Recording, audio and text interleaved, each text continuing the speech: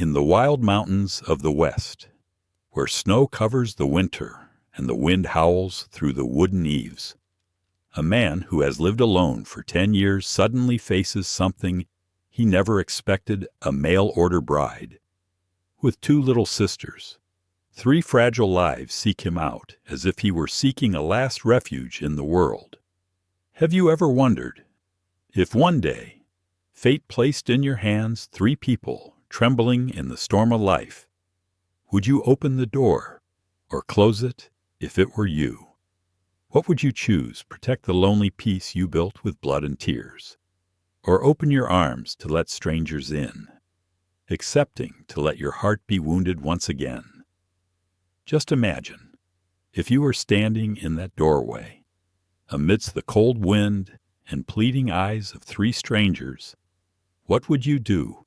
Please join me in the story the mail-order bride brought 2 sisters. The mountain man chose all 3, a journey of choice, of compassion, and of broken hearts that are still strong enough to love again. If you love healing stories, please like, share, and subscribe to our channel to join us. The morning was so cold that the wood of the cabin door creaked in the cutting wind. The temperature was only 30 degrees Fahrenheit, enough to turn every breath into white mist that dissipated into the air. A thin layer of mist hung over the 60-foot-high pines, sliding down like a silvery sheet on each gust of wind.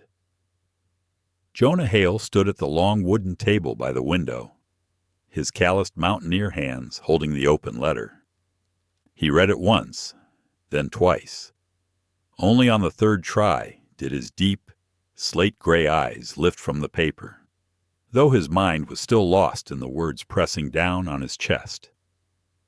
A letter from a marriage agency in Kansas City. A letter he never thought he would receive again.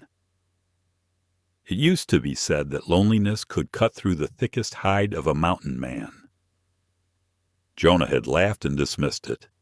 So what? He stood there, his shoulder against the pine porch post, his calloused hands tucked deep into the pockets of his old sheepskin vest. His wide-brimmed hat shaded half his face, but it couldn't hide the faint wrinkles that stretched from the corners of his eyes, the traces of years of fighting alone with nature and memory. Today was different. Something made Jonah stand still longer than usual. In the silence of the land, in the wind whistling through the wooden fence, he was waiting for something bigger than storms, bigger than the long winters of the West.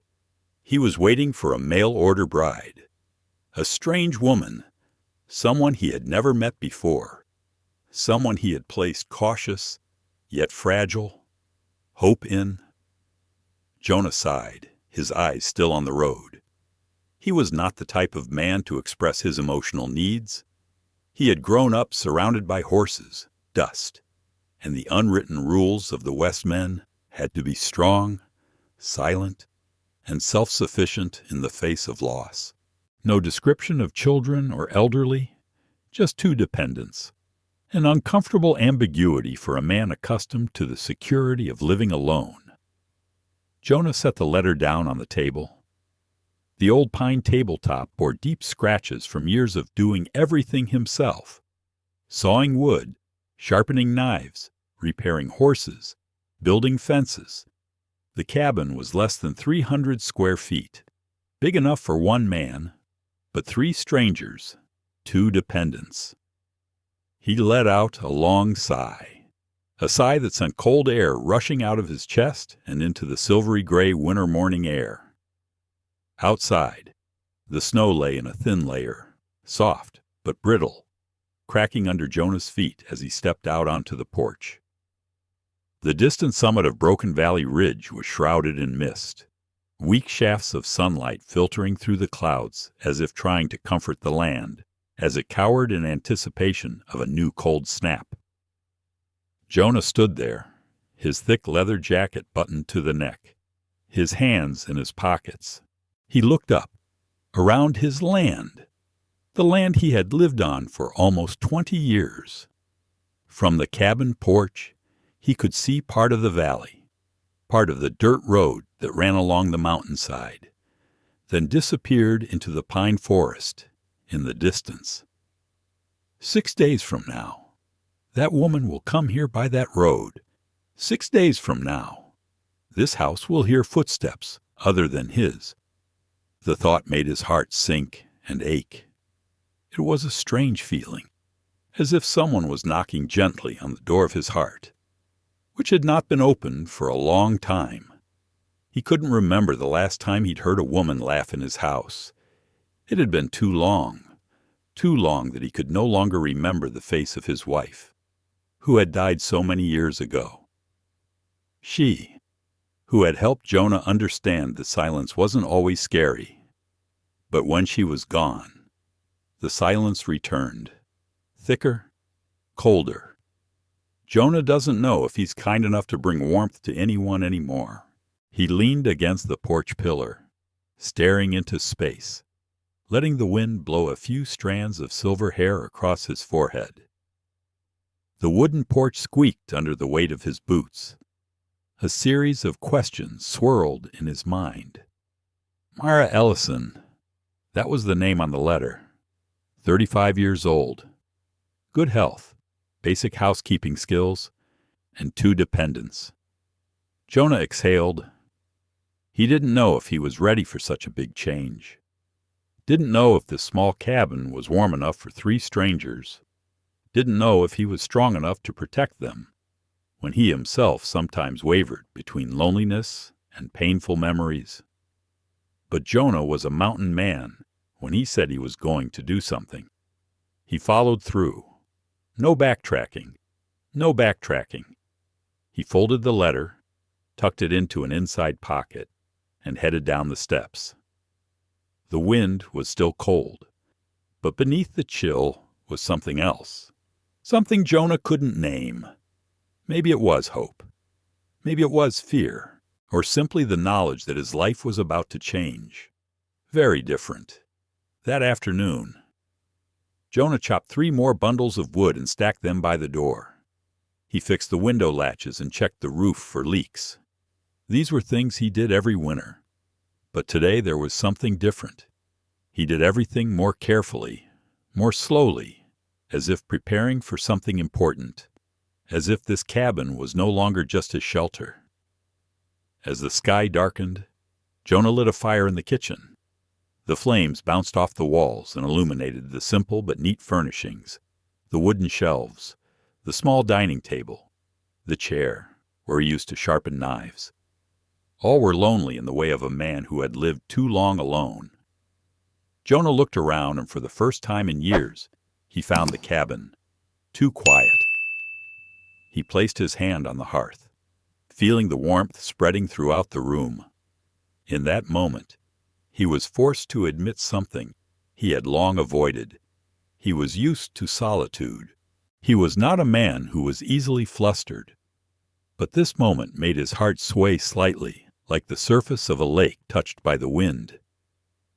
The woman standing before him, Clara Whitmore, was very different from the image he had seen in the letters. She was not gorgeously beautiful, not youthfully radiant, but she had the beauty of someone who had been through many storms calm, gentle but not weak, and a look that seemed to hide a whole sky of the past behind. Clara adjusted her silver-tinted hair and looked around the farm, the dark brown stables, the long wooden fence that ran down to the stream, the sagebrush bushes blooming pale yellow. It was a vast canvas she had never seen before. She took a small breath, unable to hide her surprise and caution. "It's drier here than I expected," Clara said, her voice slightly hoarse from days of travel. "And the wind is strong." Jonah nodded. "Wyoming wind. But you'll get used to it." The road from Cedar Creek to the mountains was nearly 7 miles long, winding and steep, and seldom traveled unless there was a real reason. The carriage emerged from the mist, a black spot trembling in the silver gray of the morning. The driver was hunched over, a thick scarf around his neck, his breath trailing in halos behind him. When the car stopped, Jonah straightened. He touched the brim of his hat, straightening it. He was not a formal man, but the moment made him want to be more formal. Instinctively, as if something was about to enter his life, and he wanted to greet it with respect. The carriage door opened, and a woman emerged. She was not beautiful in the flamboyant way of the town ladies, but there was a softness and steadiness to her posture, to the way she touched the ground. Her dark brown hair was tied back with a pale ribbon, a few strands of hair loose from the wind, giving her a gentle and tired look. "That's Mara Ellison." She met Jonah's eyes, and there was something in that look that stopped him for a moment. It wasn't the shyness of a woman coming to see her husband, nor the fragile worry he'd expected, but something deep, very old, mixed with a desperation someone had tried to hide for too long. Behind Mara, the two girls slowly stepped down. The older girl stood on the steps for a long moment, as if considering whether to set foot on this land. Lila Ellison, about 14. Her eyes were sharp and wary, the echoes of her long days on the run still evident in her every little reaction. The younger girl, Evie, clutched her worn rag doll, her dark dress too thin for the bitter cold. When she reached the ground, she snuggled against her sister's leg. Jonah looked at the three people standing before him, his chest tightening slightly. He had imagined them different, maybe older, maybe weaker, maybe too unfamiliar to open up to, but seeing them actually standing there, on the red dirt road, all the hazy thoughts in his head fell apart. They looked lost, but not weak, tired, but not broken. Jonah touched the brim of his hat, his voice low and hoarse, as if it had been unused for too long. "Hello, Miss Mara Ellison." Mara nodded slightly, her voice small but clear. "Are you Jonah Hale?" He nodded. She looked at him longer than a breath. Then she spoke, softly, but like a confession she had to finish before she was caught up in any hope. "I'm sorry. I had no other choice." Jonah paused, not at the words, but at the way she said them. No defense, no plea, just the truth, raw and weary. The coachman threw a large wooden chest on the ground, causing a cloud of dust to fly up. Then he whipped the reins and the carriage started moving, leaving the three sisters alone in the mountains, as if he wanted to leave this place as soon as possible. For a few seconds, there was only the sound of wind and the breathing of four people standing a few steps apart. Jonah took a slow breath. "The cabin is behind that little slope. I didn't prepare much, but it's warm and safe." He spoke the sentence slowly, as if each word was heavy with emotions he was not used to revealing. Mara nodded, lifting the chest, but it was too heavy. Jonah stepped forward, offering his hand. "Let me." Their hands brushed. It was a light touch, but enough to startle Mara. She was not used to unconditional kindness. Jonah sensed the slight tension in her fingers, and he pulled back slightly, respecting the distance. He bent down, lifted the trunk onto his shoulder, and walked ahead, while Mara followed, holding Evie in Lila's hands. The walk to the cabin was only a few 100 feet long, but to these three strange women it felt much longer. Lila walked cautiously, her eyes constantly darting around, as if any bush might hide a stalker. Jonah noticed. He didn't say a word, but he slowed his pace, deliberately veering off the road, creating an invisible shield. Evie was different. She looked around with a mixture of fear and curiosity, and a small hope. Sometimes she looked at Jonah for a long time, as if trying to gauge whether this man could be a safe haven. When she reached the porch of the cabin, Mara paused. Her eyes scanned the small pine house, its roof covered with old but sturdy shingles. Thin smoke rose from the chimney, indicating that Jonah had lit a fire before coming out to greet them.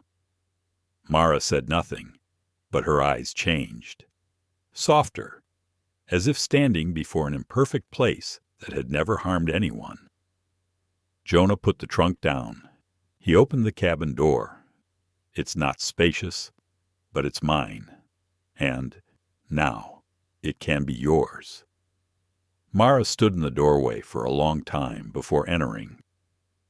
Not because she was hesitant about the location, but because she seemed so used to the idea that every decision led to trouble. But this time, there was no turning back. As she stepped into the cabin, Mara shivered. Not from the cold, but from something else. A feeling she couldn't remember ever having. Feels like stepping into a real home. Inside the cabin, the firelight from the fireplace cast a warm glow on the faces of the three sisters. The warm light revealed their fatigue, but also somewhat dispelled the fear that had lingered throughout the journey. Evie approached the fireplace first, her small hands reaching out to catch the warmth. Lila stood just behind, wary, but her eyes softened. Mara stood still for a moment, then turned to Jonah. "Thank you, Jonah Hale. I don't expect much. Just a place where my brothers can breathe in peace." Jonah looked at her, his eyes as still as the Rocky Mountains behind the house. "Here, no one can touch them. Or touch you." Those words were deep and steady, without making any rash promises. But it was that very calmness that made Mara unable to help but lower her head, her long eyelashes trembling slightly. In that moment, Jonah Hale, a man who had lived half his life in silence, understood that these three sisters had not come just to change his home. They came to test his heart, and maybe to heal it.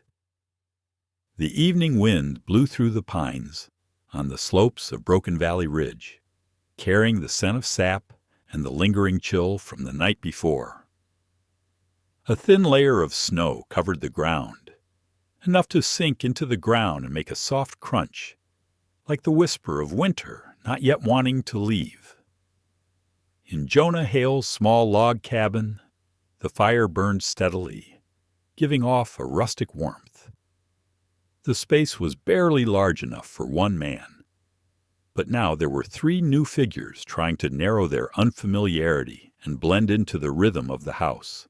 Jonah stood in the corner of the room, his hands on the arms of his chair, his eyes following the movements of the three Mara sisters. He was not used to having so many people in the house, not used to the sound of other footsteps on the wooden floor, not used to the other breaths mixed with the fire.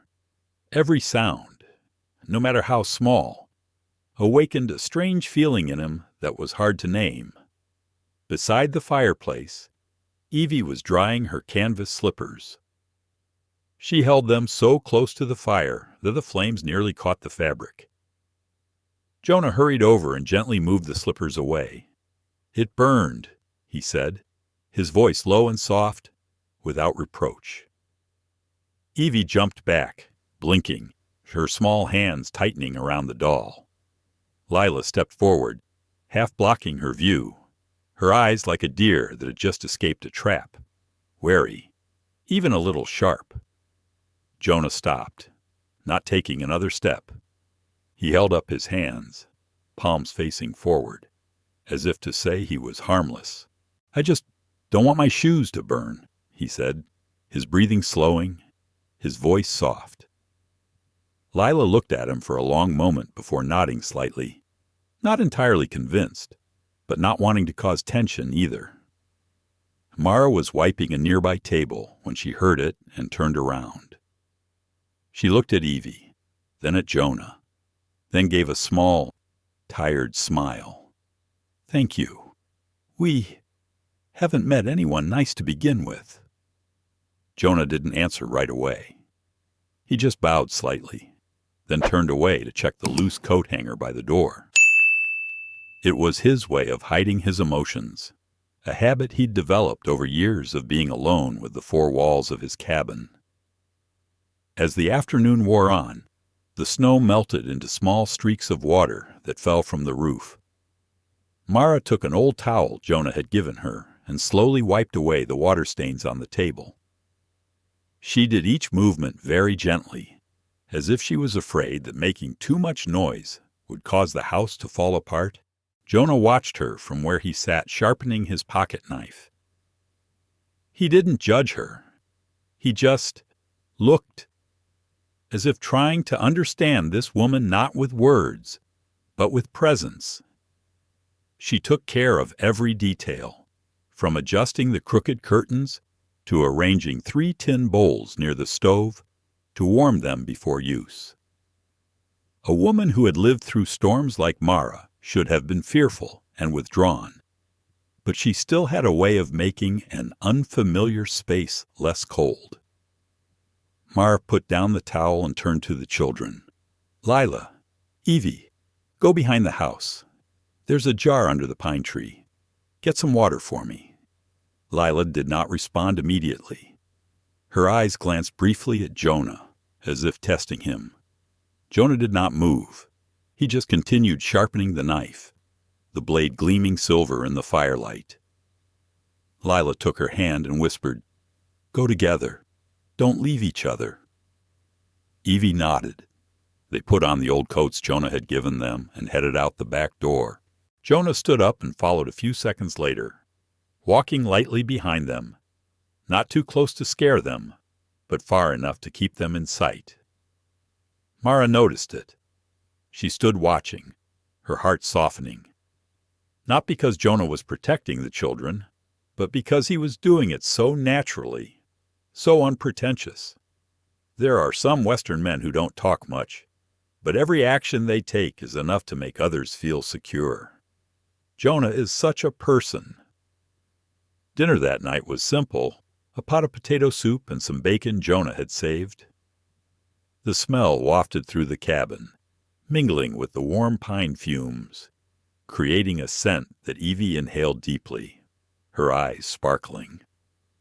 Mara was mostly silent during the meal, but occasionally she glanced at Jonah with a look of gratitude and caution.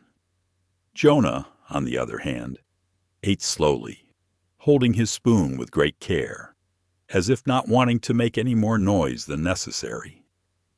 Evie was the first to break the silence. Have you lived here alone for long?" Jonah nodded. "It's been a long time. More than 10 years. How do you stand it?" Evie asked, eyes wide. "It's so sad." Jonah chuckled, a low but rare sound, "because this place is not completely silent. The mountains speak, the wind sings. Silence has its own voice." Evie didn't understand it all, but she smiled, the first smile since arriving. Mara looked at Jonah. She said nothing, but there was a faint understanding in her eyes. Survivors of trauma often recognize each other without words.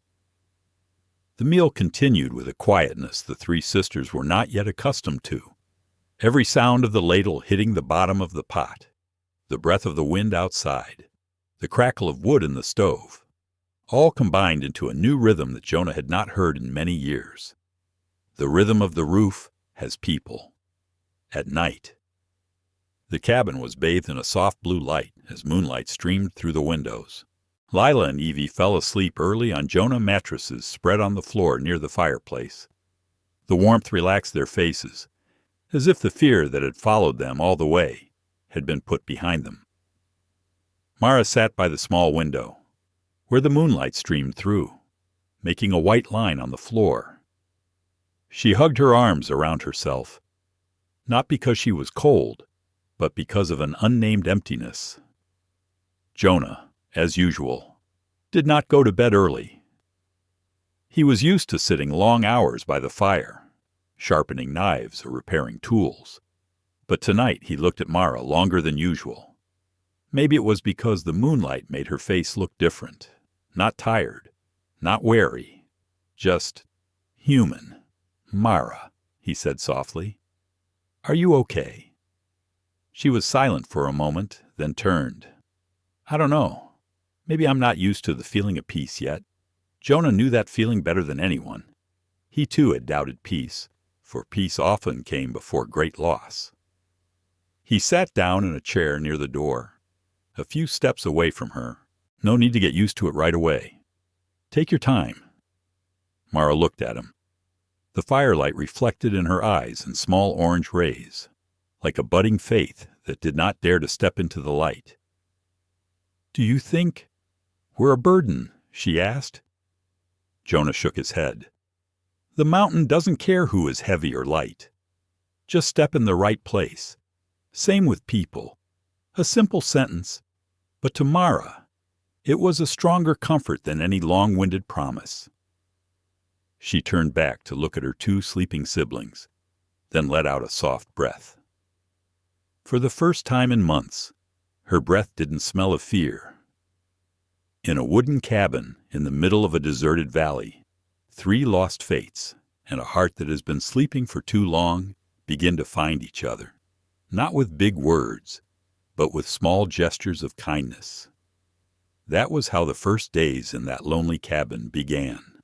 Slowly, timidly, but there was something in the air, in the way the fire burned, in the way the wind blew through the door, that made everything different.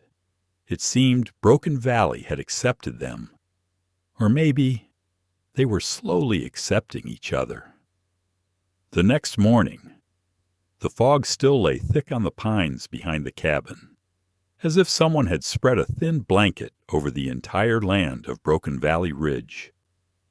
The morning light filtered through the layers in sparkling columns in the bitter cold.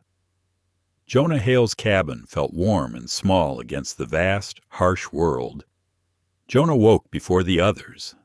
The old habits of his long days alone still clung to him. He lit the fire and let the leftover soup from the night before heat on the stove. The smell of potatoes mixed with the warm steam and the smell of burning wood, making the air strangely familiar. When he opened the front door, a breeze blew in, gently stirring the drapes Mara had adjusted the night before. For some reason, that small detail made Jonah stop for a moment. His house, a place he had thought untouched, was changing. Slowly, gently, but clearly. There are other human handprints here. Not an invasion, but a warmth. He shook his head slightly, as if to dispel the thought that was making him more tender than he was used to. Then he stepped down onto the porch. Lila was the next to wake up. She hadn't been sleeping deeply for a long time, accustomed to being cautious in unfamiliar places. The first thing her eyes found wasn't her older sister, nor her younger sister, but the door. Maybe Lila was used to waiting to see if someone would break in. Jonah had just stepped in from outside, his boots still covered in dew. Lila was startled for a moment, but quickly hid her expression behind a stoic expression. "Good morning," Jonah said, softly as a suggestion. Lila did not answer immediately. She looked at him, then at the hunting knife hanging on the wall, then at the fireplace. Her eyes moved with the inertia of someone who had lived long in fear. Finally, she nodded slightly. "Hello, sir." Just 2 words. But Jonah understood. For a child like Lila, it was a big step. He said nothing more, avoiding anything that would make her feel pressured. Evie woke up later, her hair disheveled and her eyes still sleepy. She walked over, picked up the rag doll, and climbed onto the chair by the fireplace. Evie said nothing, just held out her hand to catch some of the warmth, then turned to Jonah with a very childlike look. "The soup smells so good." Jonah chuckled. "Breakfast?" Evie smiled, a smile that lit up the cabin a little. When Mara awoke, the stove was warm, the table was set, and her two younger sisters were eating soup, their faces less frightened. It was perhaps the first time in months she had seen the two children eat calmly, not in a hurry, not clutching the bowls as if they were precious objects, not looking around to prevent them from being snatched away. Mara stood in the middle of the room, her arms crossed over her chest. Speechless, something softened inside her, like an old door opened after many years of being firmly shut. Jonah turned and saw her standing there. "There's still a lot of soup. You eat it." Mara nodded slightly. She sat down at the table, her hands shaking slightly, not from the cold, but from the feeling of being cared for, something she thought she had long since ceased to deserve. "You get up early," she whispered. "Habit." Jonah replied, "It's so quiet here." Jonah looked at her briefly. Rest is the first thing one needs after being injured. Mara looked up. Their eyes met. Just a few seconds, but enough for Jonah to see in her eyes something unhealed, and enough for Mara to see in Jonah's eyes something old pain that he hid so well. They all understand. No further questions.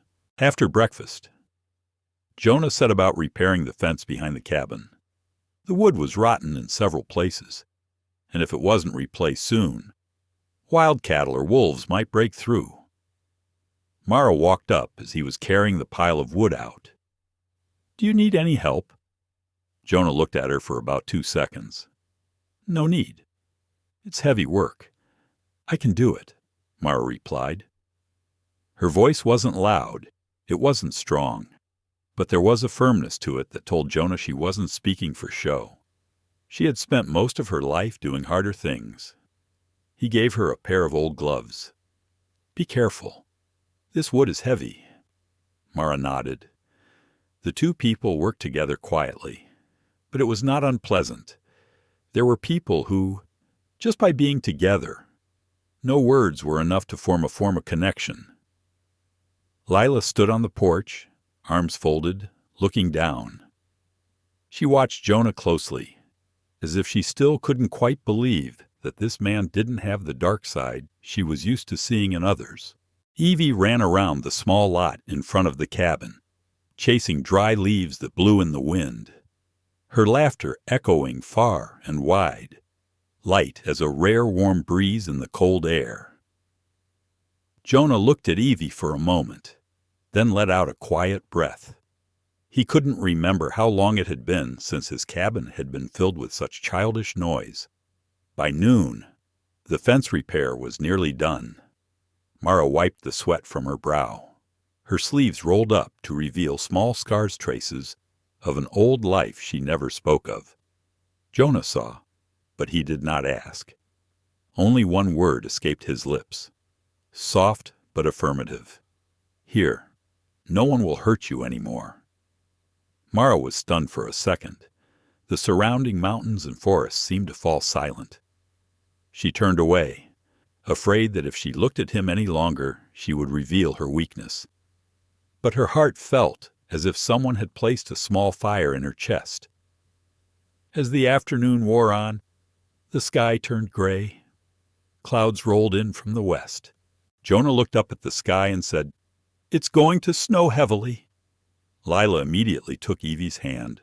Mara looked around, worry evident. "What should we do?" Jonah replied immediately. "Stay inside. I'll take care of the rest." He walked quickly into the cabin, added more wood to the stove, and nailed another board to the gap in the door. His movements were quick and decisive, like those of someone used to facing harsh weather. Mara stood watching, then asked, "Are you always alone like this? Winter comes. You face it alone."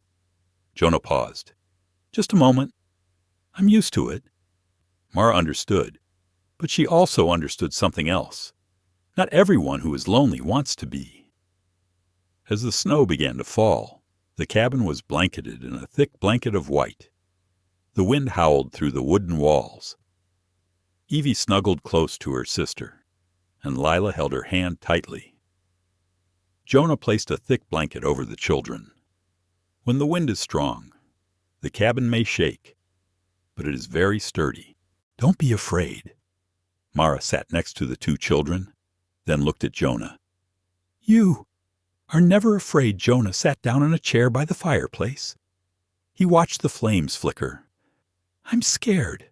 Everyone is. It's just, over the years, I've learned to let fear not control me.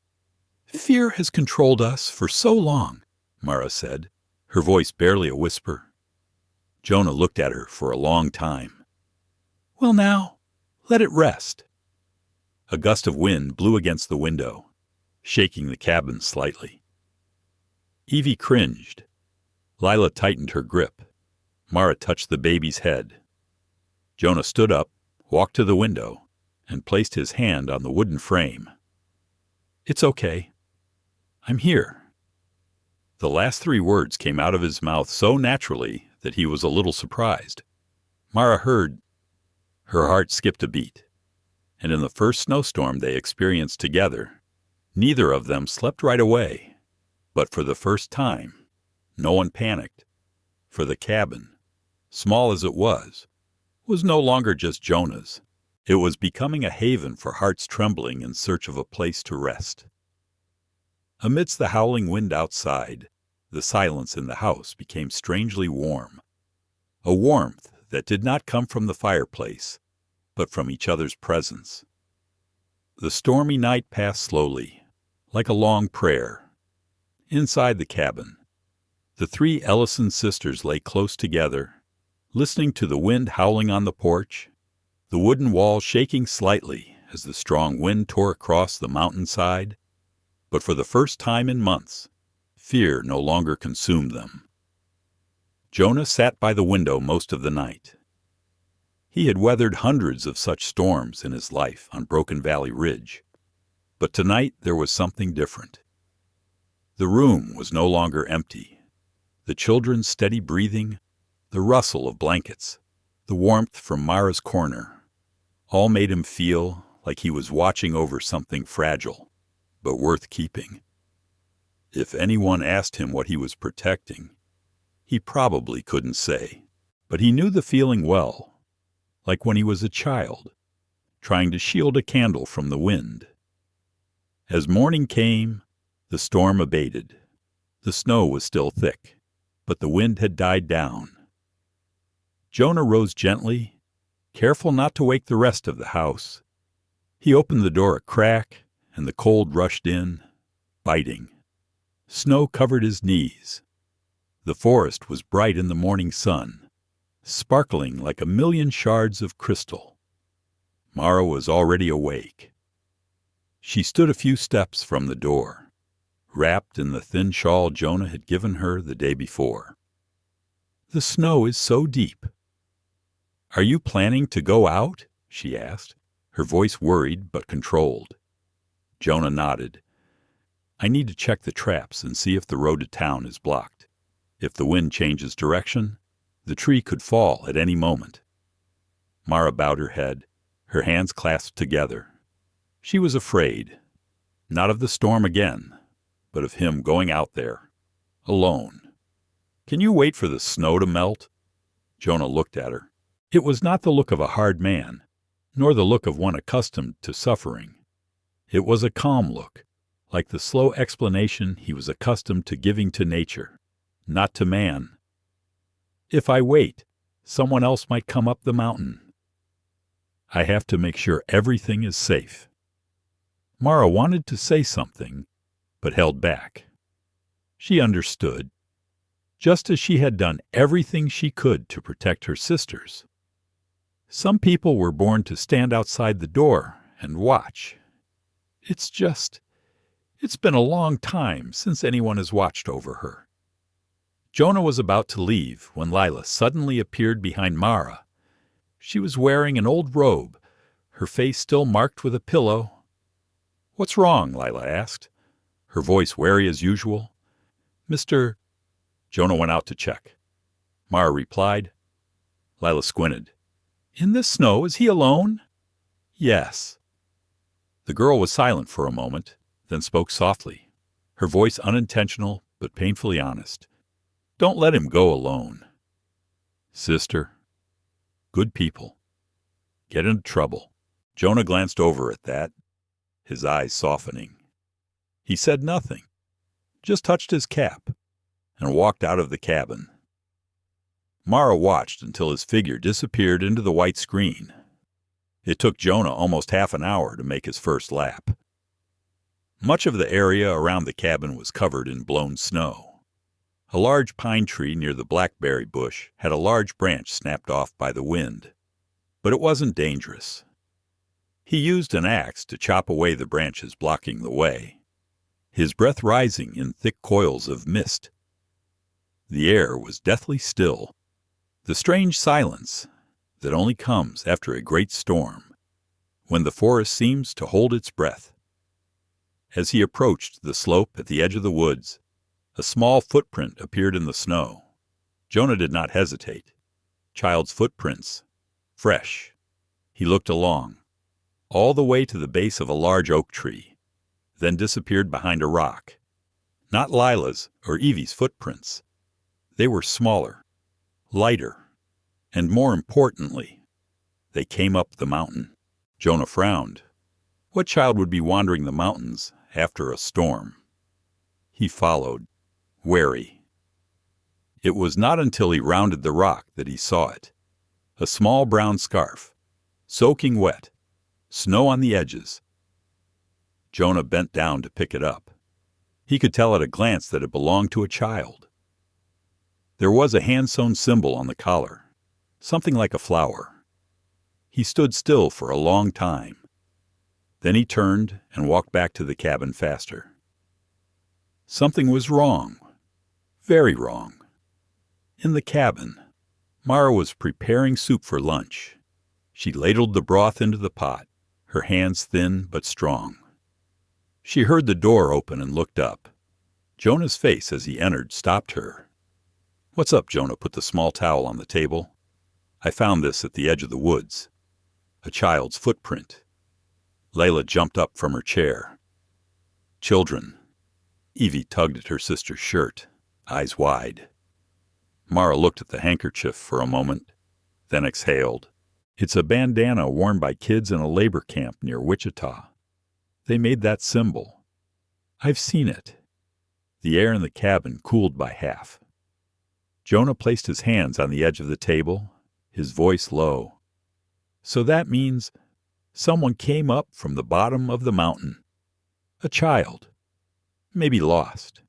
Maybe trying to escape. Mara tightened her grip on her shawl, her eyes flashing with the old panic. Do you think someone is chasing you? I don't know, Jonah replied. But I have to find it, before they, if any, get here. Evie asked shakily. A baby. Out there. Jonah bent down to the girl's eye level, his voice strangely warm. If it's out there, I'll find it. Mara looked at Jonah for a long time. Her eyes were wet, not with fear, but with something else. For the first time, she had seen this man put the safety of someone weaker than himself before his own. We will prepare. Whatever you need, Mara said, her voice steady. Jonah nodded. I'll be back as soon as I can. If you see any sign of strangers, lock the door. Don't open it for anyone but me. Lila stood by the door and suddenly said, I go with you. Jonah turned back to look at her. Are not... Lila clenched her hands into fists. I know how to track. I've run away. I know what lost children think. I can help. Her voice didn't tremble as usual. It felt like she had grown several years overnight. Jonah looked at Mara. She shook her head slightly, not in protest, but out of fear for the child. But she also knew Lila was right. She had run away before. She understood. Jonah thought for a few seconds. Then he said, "Okay, but you have to listen to me. At all times." Lila nodded without blinking. Evie hugged Mara, scared and curious. Jonah put on his coat, got the rope, and the first aid kit. Lila put on her boots, which were a little big, but workable. Before walking out the door, Mara said in a very soft voice, "You two, go back." Jonah stopped. He turned to her. "You will see me many more times." Lila glanced at him, then at her sister. There was something strange in her eyes, a hint of trust, enough to soften Mara's heart. Jonah opened the door. Cold air rushed in again. He and Lila stepped into the white snow.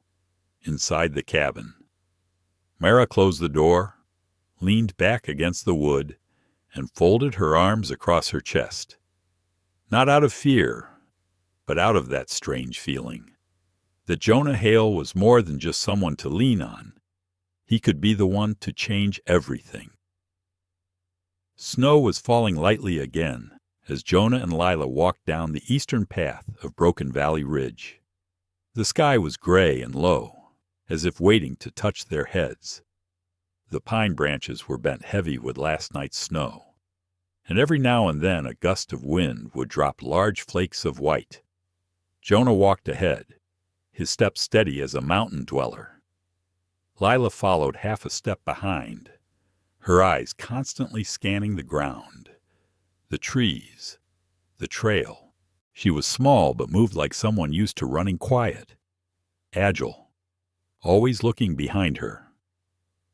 "What are you looking at?" Jonah asked, his voice low but not harsh. "Footprints," Lila replied. "I think the direction was a little hurried. Children who walk in a hurry are usually afraid of something." Jonah glanced at her. Lila didn't shake or panic, just tensed her shoulders. She was smart and perceptive, something life shouldn't teach a child so early. He exhaled, white steam curling in front of his face. "We'll find it before dark," he said. Lila did not answer, but quickened her pace. Halfway up the slope, the snow became so thick that the tracks were barely visible. Jonah stopped several times, crouching low to the ground to examine the path. Lila stood beside him, her eyes narrowing at a small scratch on a tree trunk. "Mr. Jonah." "I think the kid came in here and sat down here." Jonah looked where she was pointing. There was a small depression in the large rock next to the oak tree, with less snow on it. A tiny, faded handprint. Lila said again, "It must be tired or cold." Jonah nodded. He touched the stone surface. It was cold, but there was no sign of a struggle, only the quiet desperation of a child running away. Jonah flashed back to Mara the night they first arrived at the cabin, her face pale, her hands shaking, but her eyes still trying to shield her brother's. He could hear his heart pounding harder. Don't let another child shiver in the snow like that. The wind suddenly changed direction, making Jonah look up. He heard a strange sound, very faint, but enough for a man who had lived in the mountains for decades to know it was not a wild animal. It was a sob, small, broken, like someone trying to hold it in, but couldn't. Jonah motioned for Lila to stop. He put his finger to his lips, telling her to be quiet. The two men slowly moved behind the second boulder. The sobbing became louder. Then Jonah saw a boy of about 6, black hair, cheeks red from the cold, holding a torn cloth bag. The boy sat huddled, his head buried in his knees, shivering every time the wind blew. Jonah lowered his body, keeping his voice warm and slow, as if talking to a lost puppy. "Hey, kid, don't be scared. Are you lost?" The child was so startled that he almost slipped off the rock. His eyes were wide open, panicked, and he clutched the cloth bag as if for his life. "Don't come any closer," the boy shouted, his voice hoarse. Jonah stopped immediately. He didn't move an inch. "If you want, I can stand from a distance. But it's cold like this. It'll be dangerous for you." The child gasped, eyes red. Lila took a step forward, then knelt down at eye level with the boy. She took a deep breath, then spoke in a voice Jonah had never heard from her before, the voice of someone who understood this fear all too well. "I used to be like that, too." The child stopped shaking for a moment. "I used to run," Lila continued, her voice low and matter-of-fact. "I thought everyone who came near me wanted to catch me. But he," Lila glanced at Jonah, "he didn't. He helped us." Jonah remained completely silent. He felt that every word Lila said was not only for the child in front of him, but also for herself. The boy looked at Jonah, then at Lila, then at the oversized gloves on her hands. "I'm cold," the boy stammered. Jonah nodded slightly, his voice low and slow. "I have a cloak. I'll leave it here. You can get it yourself. No one will touch you." He took off his thick cloak, put it on the ground, then took 2 steps back. The boy looked at the coat, then at Jonah, carefully, as if searching for a trap. But finally he reached up and pulled the coat toward him. As he put it on, his body shivered violently with cold, then calmed down. Lila sat closer, not touching, just enough distance to let the boy know he was not alone. "What's your name?" Lila asked. The boy looked over, his voice as small as a thread. Ben, Lila repeated. "I'm safe. Really." Jonah saw the child's tiny shoulders slump, the kind of slump of someone who can no longer fight back. The boy burst into tears. 1 sob, then 2. Then the little body shook with each roll of tears. Jonah stood far away and felt his heart tighten as if someone had tied a rope around it. "Let's get you back to the cabin," Jonah said, slowly and firmly. "Before the wind picks up again." Ben shook his head immediately, panicked.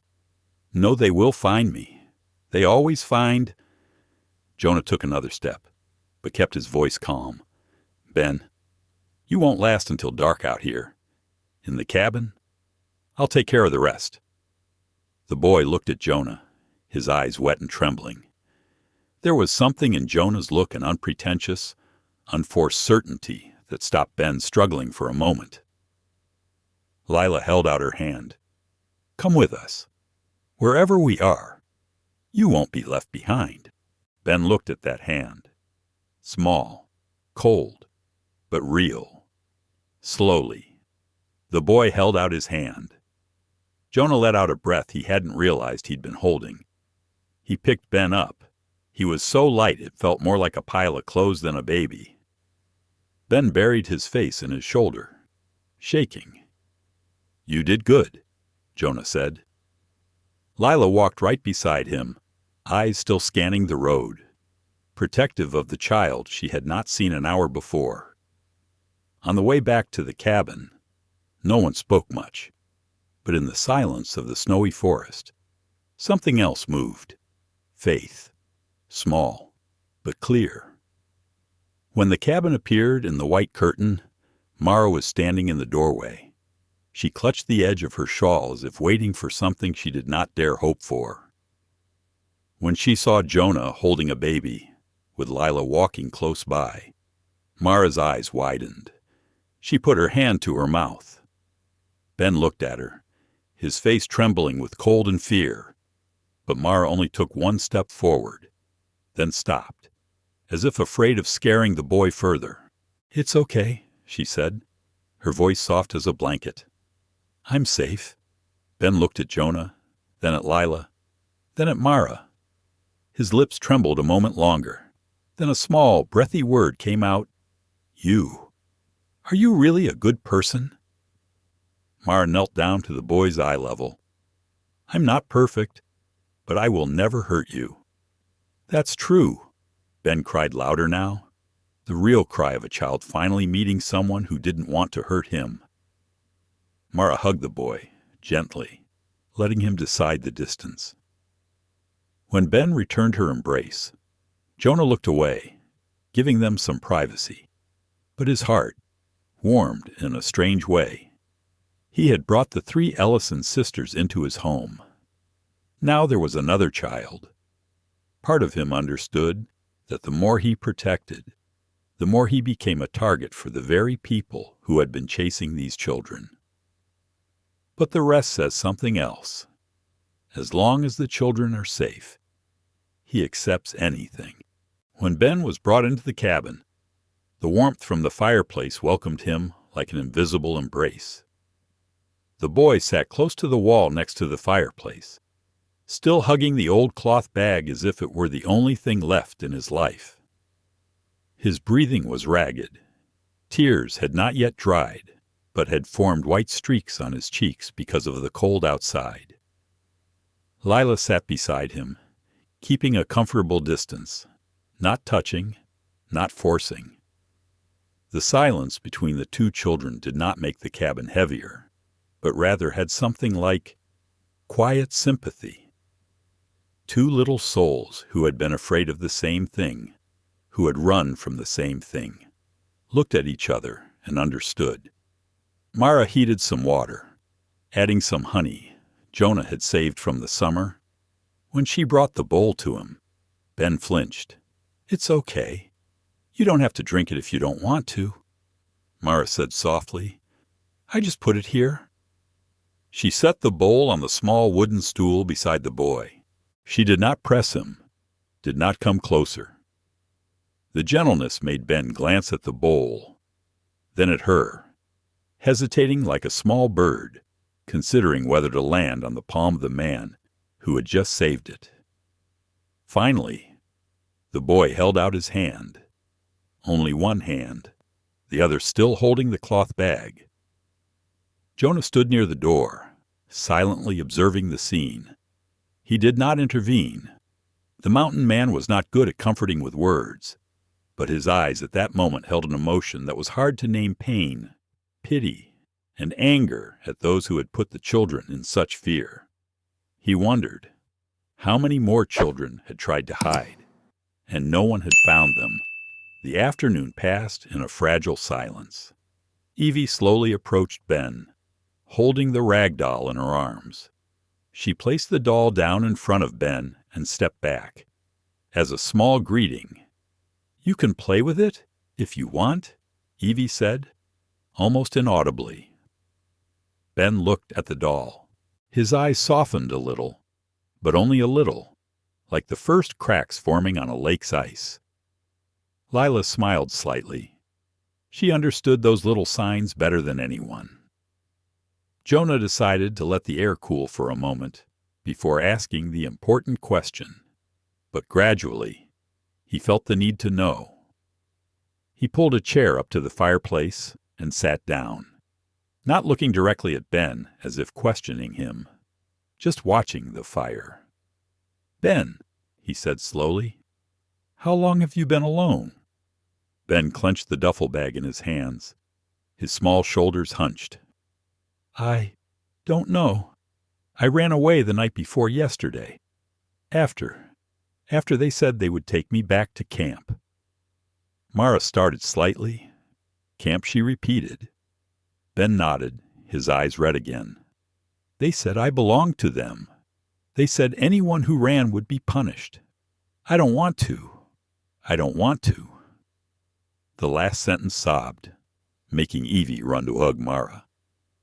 Lila pressed her lips together, as if reliving her memories. Jonah didn't ask any more questions for a while. He waited for the boy to catch his breath. "Ben," he said, his voice as firm as an old pine tree, "you are on my mountain. No one is to touch you while I am standing here." The room was silent. Mara looked at Jonah through the firelight, an odd emotion in her eyes, half gratitude, half trust. Ben looked up at him for the first time.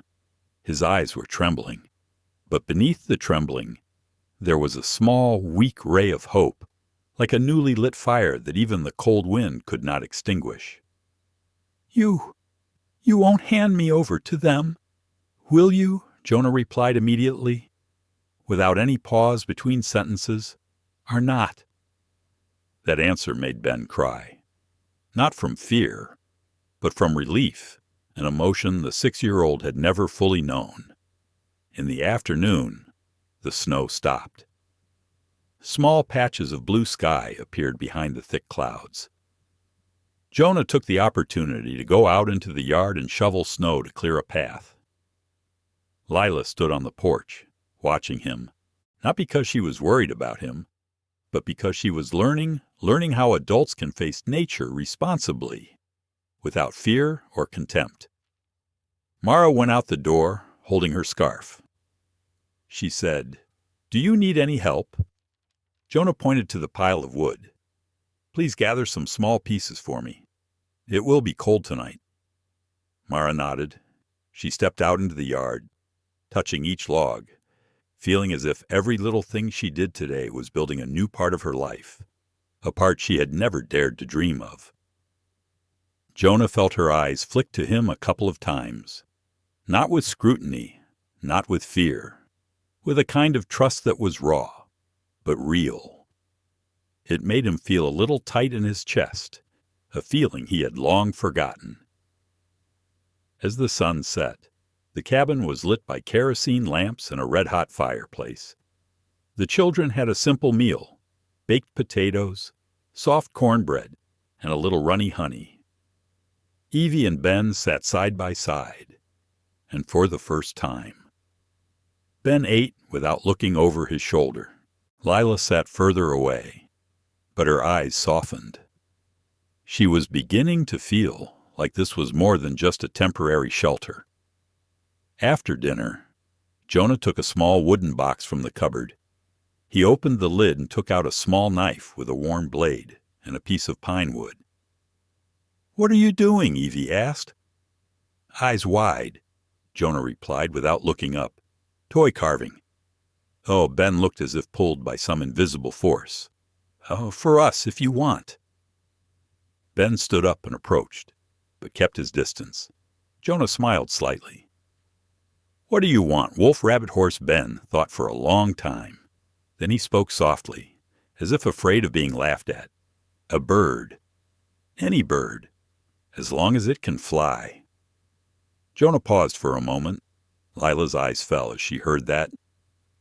Mara stood near the stove, her face turned away to hide her emotions. Jonah began to carve. Each stroke was slow and gentle, as if he were chipping away at the child's fear. The fire crackled in time with his touch. It took him nearly half an hour to give the wooden bird to Ben. "Here. It's not pretty yet. But tomorrow, sharpen it again, and it will be lighter and fly better." Ben held the wooden bird in both hands. He said nothing, but looked at Jonah as if he were the first person to do him a kindness. The bird was small, but for Ben, it was the first proof that he was no longer considered an object. While the children slept, Mara sat beside Jonah near the fire, not too close, but close enough to hear the wood burn like the size of the mountains. "Do you know what it means to bring another child into the house?" she asked softly. "I know. They can look up here. Yes, and they can target you." Jonah looked at the fire and spoke calmly, as if he was talking about something that had nothing to do with him. "As long as I stand before them." Mara turned to look at him for a long time. A very long time. "Why do you do this? Why do you choose to side with the underdog again and again?" Jonah took a slow breath. "Because back then, no one stood by me." Mara inclined her head slightly. Jonah rarely spoke of the past. She waited, not pushing. "The day my wife died," Jonah continued, "I thought I was strong.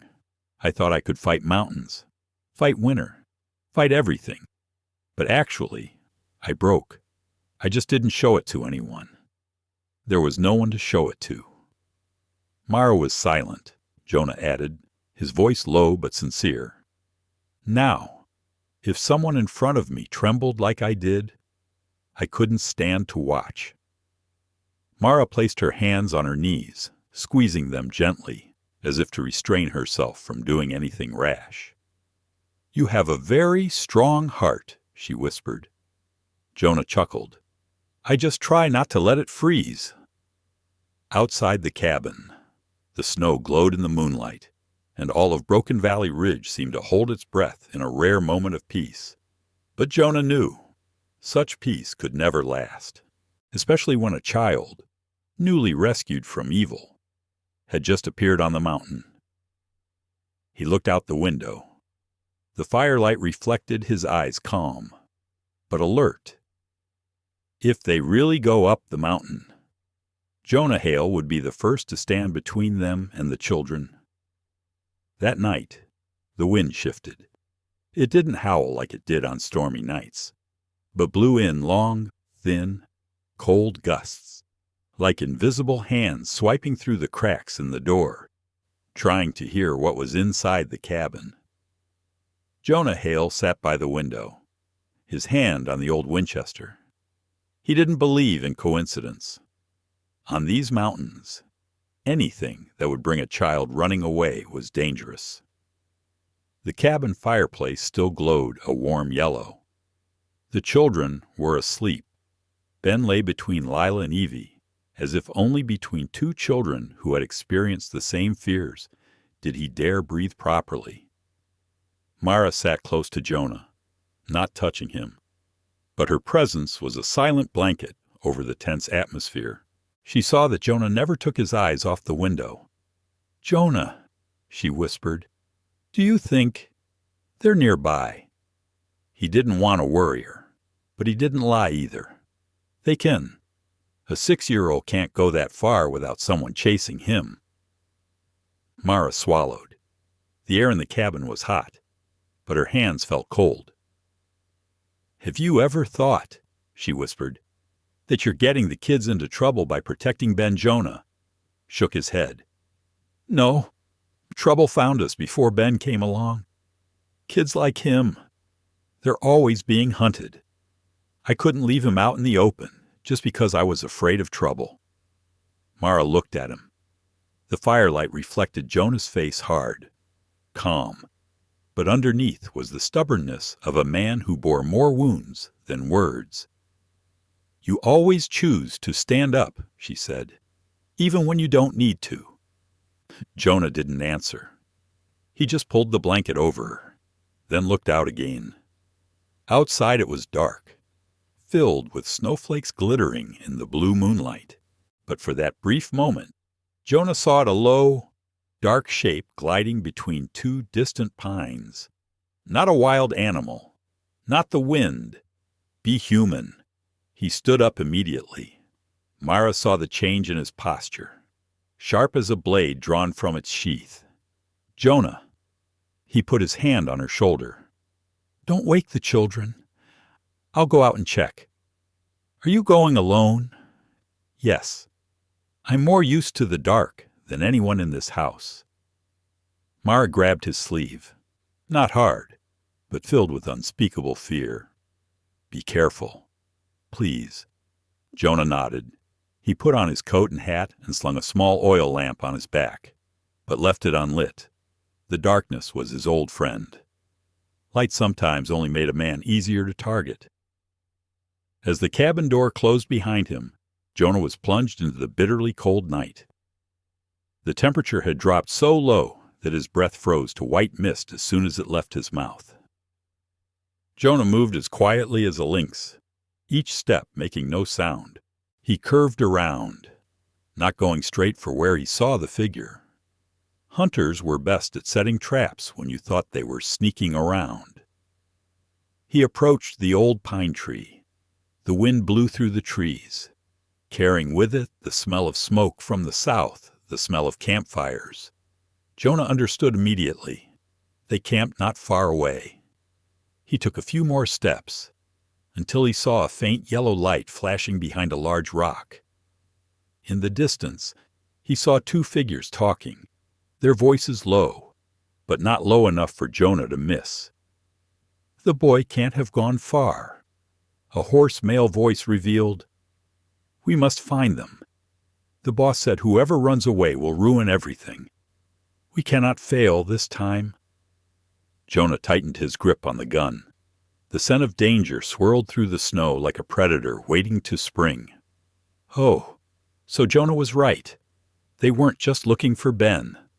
They were the type of people who saw children as commodities, the people Jonah hated most in the world. He looked around. He couldn't charge indiscriminately. He couldn't shoot. Any shot would be a warning to the others if there were more than two of them. Jonah backed away, his footsteps as light as a breath of snow. He had to get back to the cabin, had to lock the door, had to warn Mara and the children. But just as he turned, a small crack sounded under his feet, a dry twig hidden under the snow. Just a sound as small as the tip of a toothpick, but enough to make the head of the person sitting near the fire jump up. "Who is it?" Jonah stood still. The wind blew, casting his shadow against the tree. The other man stood up. "Come here," he called to his friends. "I hear a noise." Jonah didn't wait another second. He retreated deep into the woods, running down the steep path that only the mountain people knew so as not to fall into the ravine. The footsteps of the other two echoed behind him, not as fast as his, but persistent and aggressive. Jonah took a deep breath. Each breath cut like a cold knife into his chest. But he kept running. He couldn't let them find the cabin. Just as he passed a large rock, a distant howl suddenly sounded. It was not human. His mountain wolf. Jonah paused mid-breath, squinting toward the sound. Mountain wolves rarely ventured out of their dens in winter.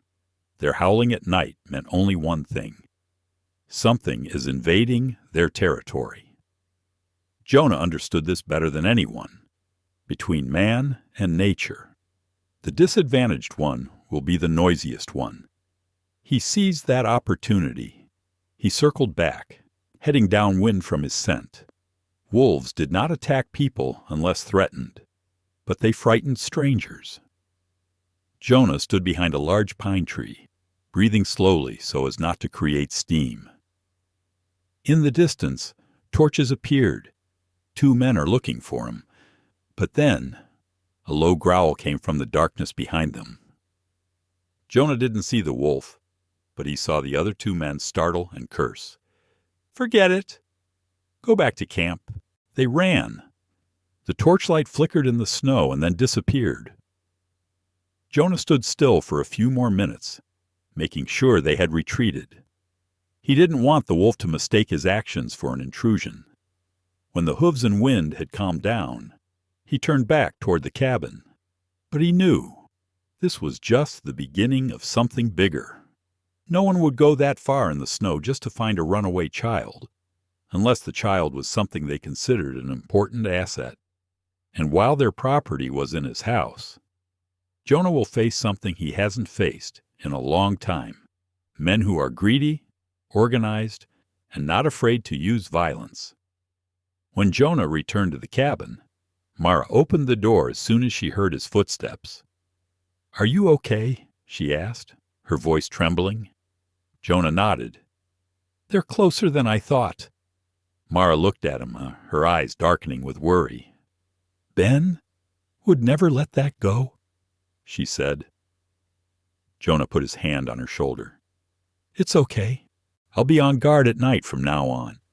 You and the kids sleep. I'll take care of the rest." Mara was about to object, but Jonah continued. "This house is the only safe place they have. I won't let anyone destroy it." Inside the cabin, the fire still burned. Ben held the wooden bird and dreamed dreams he had never dreamed before. Outside, the darkness was beginning to creep in. The next dawn came not with light, but with a strange silence. The kind of silence that anyone who has lived long in the mountains recognizes, a silence that portends trouble. Jonah Hale stood in front of the cabin, his hot coffee mingling with the cold morning breath. He looked out into the pine forest, where he had seen the figure last night. The snow had covered the footprints. There was no trace, as if the night had been a bad dream. But Jonah knew it was never a dream. Mara stepped out onto the porch and pulled on a sweater. Despite the cold, she held the warm scarf she had spent the night sewing up Lila's tear. She had been awake most of the night, not because she was afraid, but because of the thoughts swirling in her mind. "Did you get any sleep?" she asked. Jonah took a sip of coffee, his eyes looking into the distance. "No need to sleep," he replied. "The sound of the wind is enough." Mara understood. The wind carried the scent of change. She remembered the look Jonah had given her when he entered last night. Eyes like those of an old beast that had survived more winters than anyone could imagine. "They will come back," Mara said softly. "I can feel it." Jonah set his cup down on the railing. "Yeah, but we won't let anyone touch the kids." Mara looked at him, her eyes filled with unspoken concern, fear that Jonah was putting himself in too much danger. He always chose to stand in the middle, between danger and the weaker ones, and she feared that it would cause him to lose something again, like before. But before she could say anything, the sound of children's footsteps sounded behind her. Lila clung to the door, her hair disheveled, her eyes still sleepy but shining with innocent trust. "Mr. Jonah?" she called. "Look at this." She held out a small wooden box that Jonah had made weeks ago, but had never given away. She opened it, revealing small animal-shaped pieces of wood inside, painted with a mixture of red ochre and resin. "Who do you work for?" Lila asked. Jonah looked at her for a long time, as if pondering something. "I made it for myself at first," he replied, his voice low and warm. "But now I think—" "Someone needs it more?" Lila asked with expectant eyes. Jonah smiled slightly. "I guess I'll think about it a little more." Lila hugged the box and ran inside, her laughter echoing softly like a carpet on the wooden floor. Mara looked on. "You give the children hope, Jonah?" He shook his head. "No, they give me hope." A moment of silence passed between the two. Then Jonah said, "I'm going down to town today to buy more ammo and more firewood. If they come back—" He paused, looking Mara straight in the eye. "I want us to be ready." Mara paused. "Are you going alone?" Jonah nodded. "The children can't be alone with me. I have to make sure this cabin is as safe as possible." She wanted to protest, but she knew he was right. As much as she cared for Jonah, she cared more for the children's survival. And the only time Mara had ever seen Jonah truly shake was at the thought of someone hurting the children. She stepped closer, her voice as light as a breath. "Jonah, be careful. Not for me, but for the children. They need you."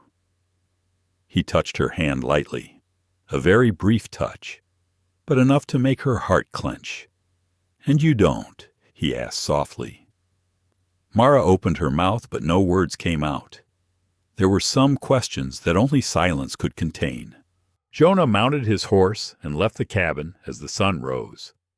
The journey to town was nearly 7 miles, through valleys where the snow had not yet melted.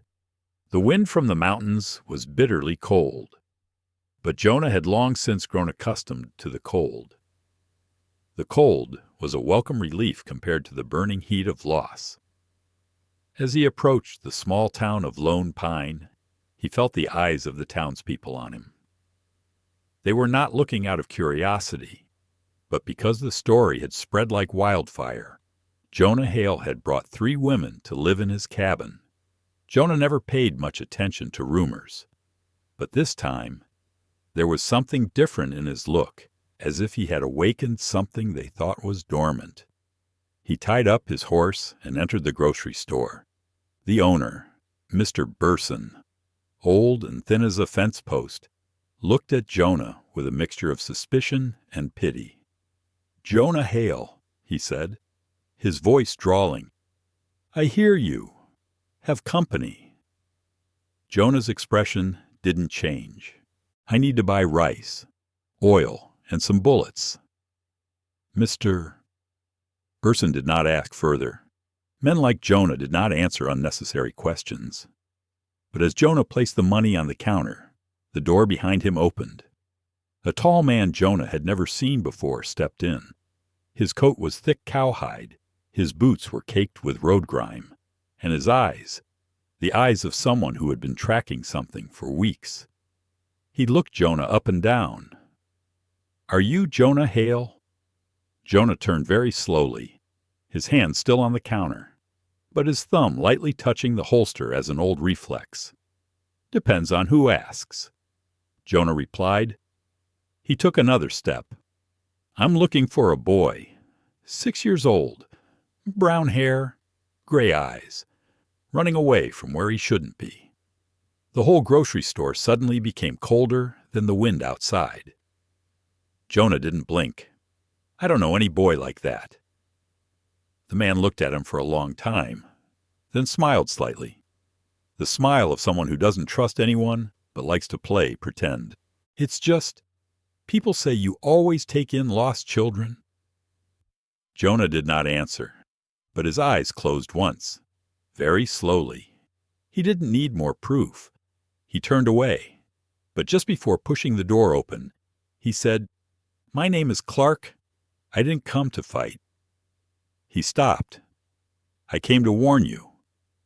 Jonah looked straight at his back. Warning of what Clark turned her head, her voice low. "You're covering up someone who belongs to a group of people you don't want to be associated with. They'll come to you. They won't give up. And when they do, it won't be just the two of you like the other day." The shop fell silent. Jonah felt a chill run down his spine. Not from fear, but from something more dangerous than fear the truth. Clark put his hand on his hat. "This time, I'm not on their side." Then he left. Jonah stood still for a moment, not because of Clark's words, but because of what Jonah read in his eyes before he left the remorse of someone who had sided with evil for too long and was now trying to fix something that could no longer be fixed. Jonah understood him too well. He finished his shopping, loaded his horse, and headed back to the cabin. The snow began to fall heavier, each cold flake urging him to hurry, because on the other side of the mountain, those guys might be climbing every inch of the ground to get closer. And in that cabin, Mara, Lila, Evie, and Ben were waiting for him, trusting him, relying on him. Jonah has lost a family all his life. This time, he vowed he would never let that happen again. Character Notes. Season 9. Locations. Jonah Hale returned to the cabin before the sun had set, but his face was shadowed deeper than the canyons of Broken Valley Ridge. His horse breathed heavily, the snow on its back a testament to the long and hard ride. Jonah himself bore something that could not be brushed away with a few wipes of his shirt news. Bad news. Mara Ellison stood on the porch, her arm shading the sun, her heavy linen skirt fluttering in the afternoon breeze. When she saw Jonah, her heart sank. He dismounted slowly, not because he was tired, but because he was weighing his words.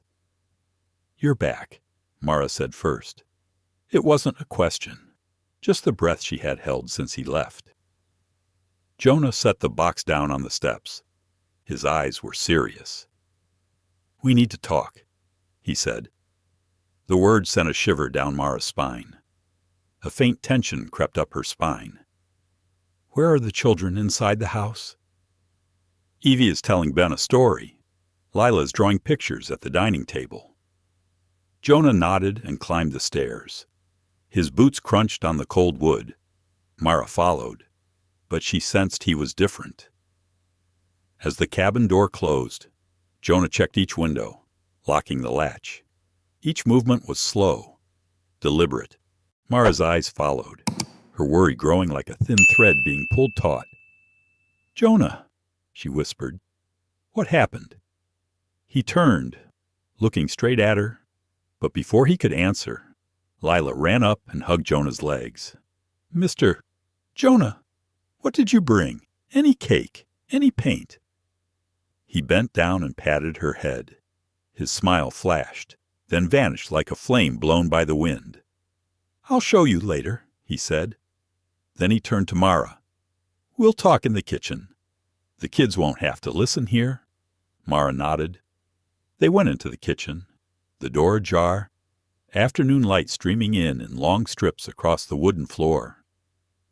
Jonah put his hand on the table. "I met a man in town. His name is Clark." "Clark," Mara repeated. "I've never heard that name before." "Me neither," Jonah said. But he knew about Ben. Knew where he ran off to. Knew someone was looking for him. Mara gripped the edge of the table. "He was part of that group, the kidnappers." Jonah shook his head slowly. "No, he said he was no longer on their side." Mara looked into his eyes, trying to read what was true and what he was trying to hide to ease her fear. "Do you believe him?" Jonah took a deep breath. "I believe he's sorry. And what he said. I know it's true." Mara shuddered. "So, they know Ben is hiding in these mountains." "Not necessarily," Jonah said. "But they're tracking us. If Clark can get to Lone Pine Town, the others won't be too far behind." There was silence for a while. Mara placed her hands on the table, slender but strong. "So, what do we do?" Jonah looked at her, a look that held not just the worry of responsibility, but something deeper, more insidious, the fear of losing what he had just found. "We'll prepare, fortify the doors, secure the windows, create more guard posts. I won't let anyone in here to harm the children." He paused, then spoke more slowly. "Or you?" Mara looked up. Her eyes met his, as if they were standing on a thin line between keeping and losing. "Jonah, you can safely leave us," she said. "You owe us nothing." He chuckled, his laughter not amused. "You think I'll leave? You should think of yourself first." Jonah stepped closer. "I've been thinking for myself too long. Mara, the result is just an empty cabin, winter after winter." She could not say anything. He continued, his voice low but steady like an old pine trunk. "You and the kids are the only good things that have touched my life in years. I'm not going anywhere." A very long silence. Then Mara exhaled, as if finally allowing herself to believe what she was most afraid to believe. "So, let's stand here," she said softly. Jonah nodded. "Stand together." That afternoon, Jonah spent hours securing each window. He reinforced the hinges and wedged thick timbers behind them. His experience in the woods had taught him how to make the small cabin a fortress of silence. Ben stood a few steps away, hugging his wooden bird, lost in a mixture of gratitude and fear. "Mr. Jonah," the boy said softly. I'm sorry." Jonah put the nail down and knelt down to his eye level. "Ben, you did nothing wrong. I made them come here. I brought trouble." Jonah put his hand on Ben's shoulder. "Listen, what's happening isn't your fault. Adults do bad things sometimes, and kids have to run away from it. I've seen it. I've run away like that." Ben's eyes widened. "You ran away too." Jonah pursed his lips, answering with a truth no one had ever heard. Yes. And you survived because someone stood up for you. Now it's your turn to do the same for me. Ben looked at him for a long moment, then hugged him unexpectedly. Jonah froze, then hugged the boy back. It was a small hug, but it softened his heart like new snow. In the cabin, Mara watched the scene from the door. Evie stood beside her, leaning lightly on her elbow. "He's not like usual today," said Evie. Mara smiled sadly. "Yes, but that's because he understood Ben's fear. Too well. He was scared too. Wasn't he?" Evie asked. Mara placed her hand on her daughter's head. "Whoever carries so much love also carries so much fear." Evie said no more, but Mara heard her own heartbeat in a silent confession. Jonah was not afraid of the darkness. He was afraid of losing the light that had just entered his life. As the sun set behind the mountains, the children were asleep, and Jonah checked the latches one more time. The cabin looked peaceful, like any other winter evening of the year. But this time, the peace smelled of gunpowder and anxiety. Jonah set the Winchester next to the window seat. He sat looking out, where the snow reflected the moonlight in a pale blue carpet. Mara came, holding a pot of hot tea. She poured him a cup. "Are you going to stay up all night again?" Jonah nodded. "For now." Mara sat down beside him, a small but safe distance away. The silence between them was not uncomfortable. It was like a soft blanket protecting them from the chaos to come. "Jonah," she said softly, "if anything happens, don't stand alone." He turned, his eyes filled with something he had long refused to feel trust. "Don't worry. I'm not alone anymore." Silence fell over the cabin, but this time it was strangely warm. Outside, the sky was moonlit. Snow fell lightly as a soft warning, and on the untrodden paths, the footprints of the advancing men still smoldered beneath the thin layer of snow. Tomorrow, the cabin door would face something Jonah could no longer avoid. But tonight, Jonah Hale sits vigil in the darkness with a heart that is no longer lonely. That's what changes everything. Mornings on Broken Valley Ridge always come slowly, as if the sun asks the mountains if it should rise today. But this morning, Jonah Hale didn't wait for the sun. He stayed up all night, his eyes never leaving the distant snow-covered pines. As the first light touched the cabin roof, Mara Ellison opened the door and stepped out. The moment she saw Jonah, her eyes fell. He sat on the steps, his back straight, but his breathing heavy, as if he had been carrying a new burden all night. "You're not sleeping?" Mara asked, her voice soft but filled with worry. Jonah rolled his neck slightly. "Not yet. I can't sleep until I'm sure it's quiet out there." She placed her hand on his shoulder. Hers was light but held the strength of genuine concern. "Your body has its limits. Pushing yourself to the point of exhaustion won't help anyone." Jonah looked down at her hand for a moment, then looked up. "Until I know where they are, I cannot rest." "Jonah, you can't protect us if you're exhausted." Her words were like a soft thread touching granite. They didn't abrade Jonah, but they left a small crack in the stone, a crack of truth. Jonah didn't answer. He stood up and scanned the woods in front of the cabin, and that's when he saw it. A shoe print in the snow, about 6 steps from the porch. Not his footprints, not Mara's, not the children's.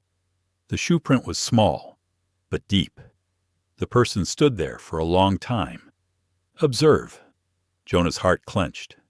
"Mara." He called, his voice low. "Come inside." The words were not loud, but carried the coldness of protective instinct. Mara stepped closer to him.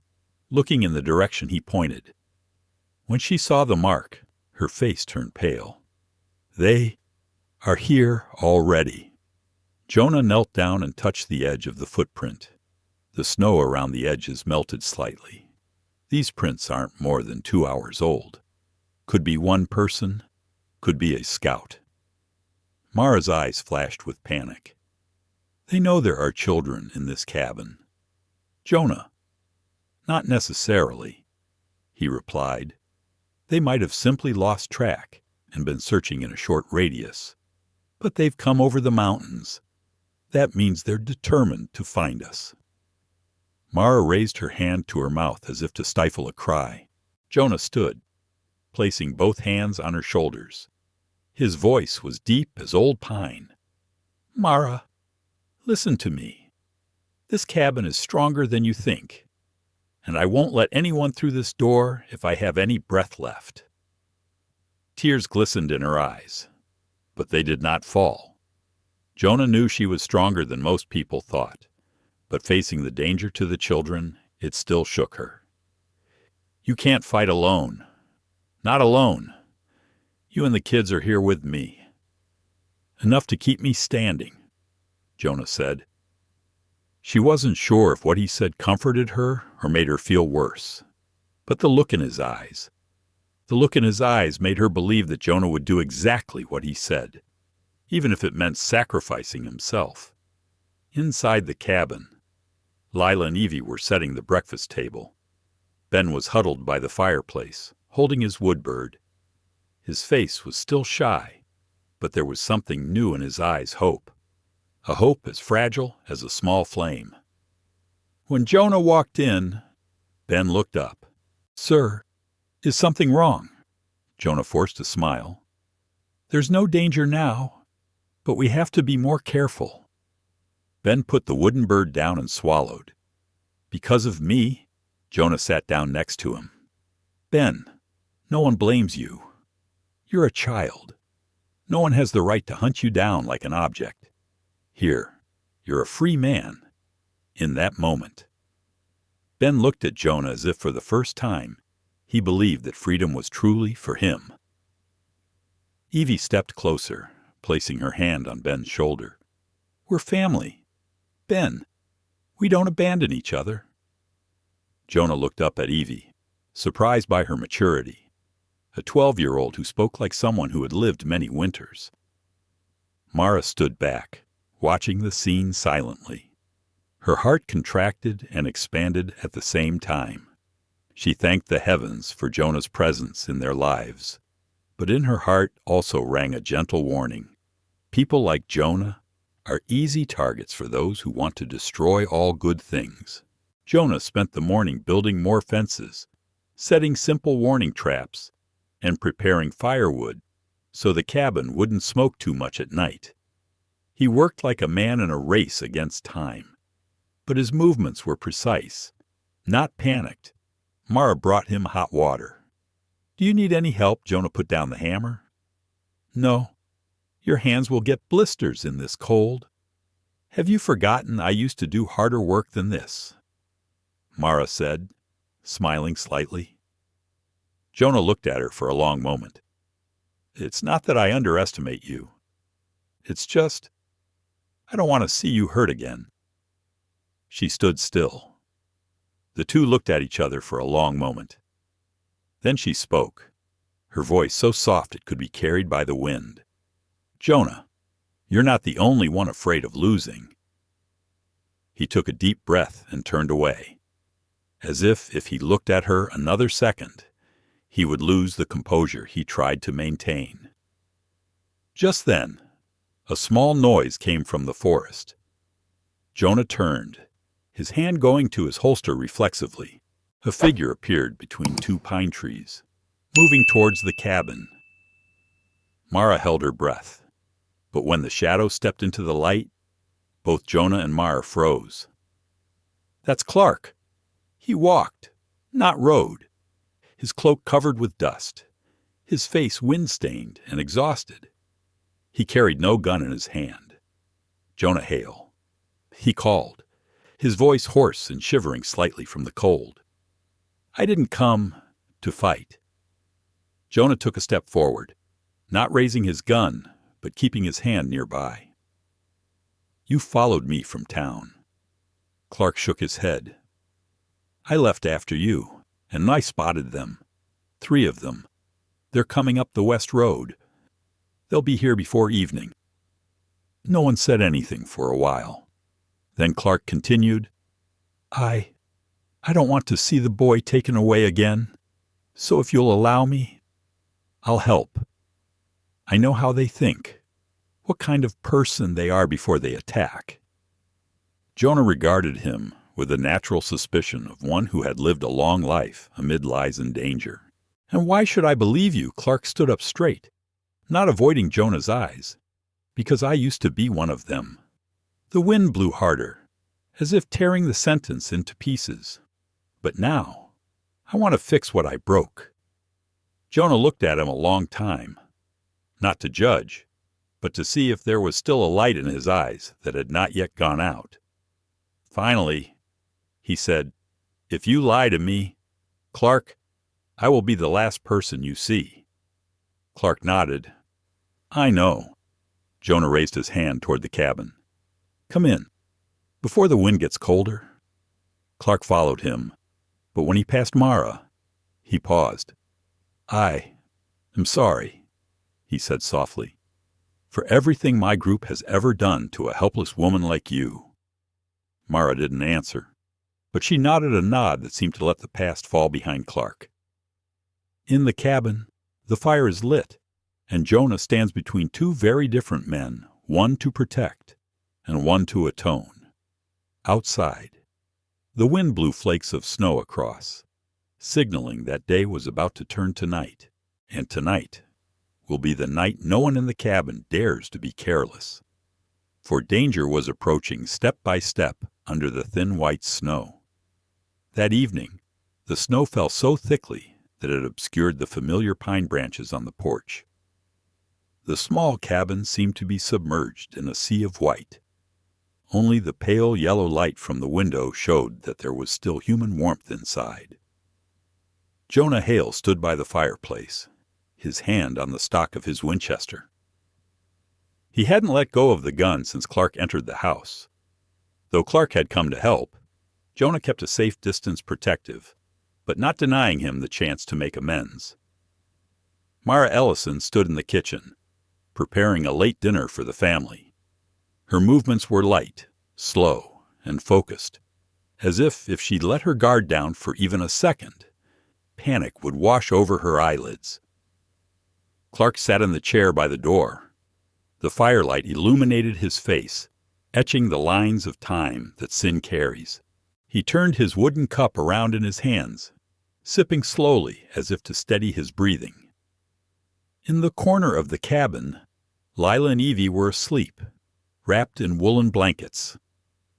Ben lay against the wall, the wooden bird on his chest, eyes wide open, watching the others in the reflected light of the fire. Jonah watched the scene and felt his heart sink. Not from fear, but from the heaviness of seeing the children witness something they never deserved. He spoke up, breaking the tense silence. "Clark, tell me what you know. We need to prepare properly." Clark looked up, her eyes so sincere that the cabin suddenly felt cramped. 3, he said, worked with me. They never give up once they get a scent of a target, and they're much more aggressive than I am. "What do they know about this place?" Jonah asked. "Not much, but they followed your footprints from town. They just need to find out where you stopped longer than usual. They'll guess the cabin is nearby." Jonah took a deep breath, his eyes sharpening. "So they're coming tonight?" Clark nodded. "Before midnight." Mara put the bowl of food down on the table and walked over to the 2 men. "Can we negotiate? Or at least, slow them down?" Clark shook her head. "No. They see Ben as lost property. There's no negotiating with that kind of guy." Ben heard that and shrank back. Mara quickly sat next to him and gently hugged his shoulder.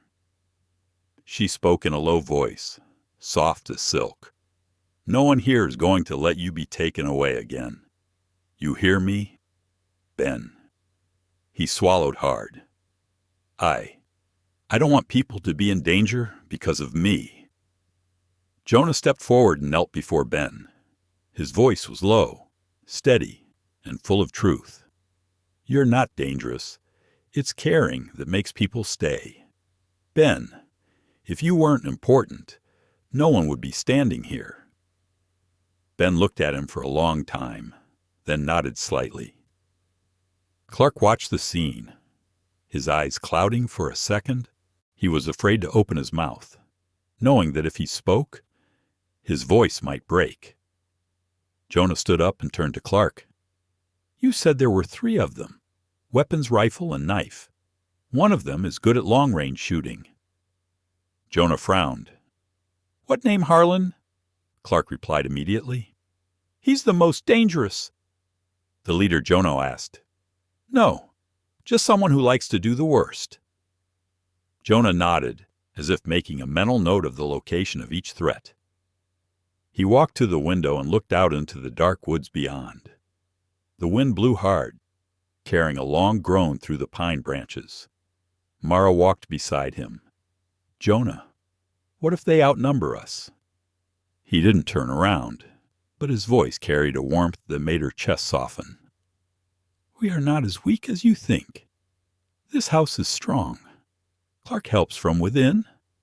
I take care of the outside." He paused, then added, "And you are the reason I will fight until my last breath." Mara froze. Jonah didn't give her time to react. He turned to Clark. "I'll check for traps and tracks again. Hold the door. No one opens until I knock 3 times." Clark nodded. "I'll keep watch." Mara walked quickly over and took Jonah's arm. "It's dark. It's dangerous for you to go out now." Jonah touched her hand. "I know, but I have to." Then he looked into her eyes, not with the inherent intensity of a mountain man, but with a sincerity that made the other person want to believe every word he said. Mara's hand shook slightly. "You will come back." Jonah pressed her hand lightly, like an unspoken oath. "I always come back." He opened the door and stepped outside, his silhouette melting into the white night. The wind swallowed his figure immediately. Mara stood still for a long moment, staring until he could see nothing but snow. In the cabin, Clark stood up and approached Mara. He said very softly, "Hale is a rare person. You know that." Mara didn't reply. Her eyes remained fixed on the door, as if the threads of anxiety in her heart were stretched to the point of snapping. He had the chance to leave everything behind. "But he's here," Clark continued, "not because of duty, for you and the children." This time Mara turned, her eyes filled with an unnamed emotion. "You speak as if you know him well." "I've met all kinds of people," Clark replied. "People like Hale. You can tell. They can live their whole lives alone. But once they've chosen someone's side, they stay there." Mara clenched the handkerchief in her hands. "I just fear the price is too high." Clark said no more. He knew the worry was not his to resolve. Outside, Jonah Hale walked along the path between the pines. The snow sank beneath his feet, and his footsteps were lost in the wind. He stopped where he could see the cabin best. The night was too quiet, and it was the quiet that made Jonah most uneasy. He looked at the strange shoe prints from that morning. They led into the darkness, and then disappeared. There were no new prints, which meant the person had returned to report to his group. Jonah exhaled, his breath turning to white mist. He listened. The wind, the rustling of the pines. But deep within the noise, there was something else. Footstep. Jonah gripped the Winchester tightly. A figure appeared at the edge of the forest. "Jonah Hale," a man's voice called out. "We know you're there." Jonah's heart skipped a beat. Inside the cabin, the fireplace crackled softly. Clark stood near the door, staring through the small opening. Mara held the children close. Outside, 3 dark figures stood upright in the falling snow, as if tonight was not the night they had come to search for, but the night they had chosen to end it. "Come out," the man's voice said again. "Let's talk about unfinished business." Jonah stood still. The wind whistled through the pines, carrying a chill threat to his skin. He knew one thing for sure. This conversation is not for words. It's for guns. And that cabin where Mara and the children were shivering in the shadow of fire was the line he swore no one would cross. The snow fell harder, threatening to bury Broken Valley Ridge in a blanket of cold white. Jonah Hale stood in the open woods, the wind whipping his face in unspoken warnings. The 3 dark figures ahead stood still, but there was no hesitation in their stance. These were not lost men. These were predators with a scent. Jonah took a slow breath, then spoke in a low, clear voice, each word hitting the cold air like steel. "I'm here. If you want to talk, talk." A figure stepped forward, tall, broad-shouldered, wearing a knee-length leather jacket. The man needed no introduction. Jonah knew immediately it was Harlan. His voice was hoarse but not unpleasant, the kind of voice of someone who used to laugh more than fight, until life decided to crush him. "Mr.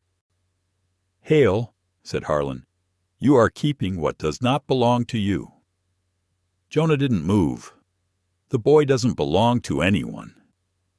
Harlan laughed briefly, his laughter falling on the snow like a rock. "That boy is money. He is a commodity. And you are interfering with our business." Jonah frowned. "I don't know how dirty things got in Lone Pine, but up here on the mountain, you won't be taking any more children." The man on Harlan's right cut in. "So what are you going to do, fight the 3 of us alone?"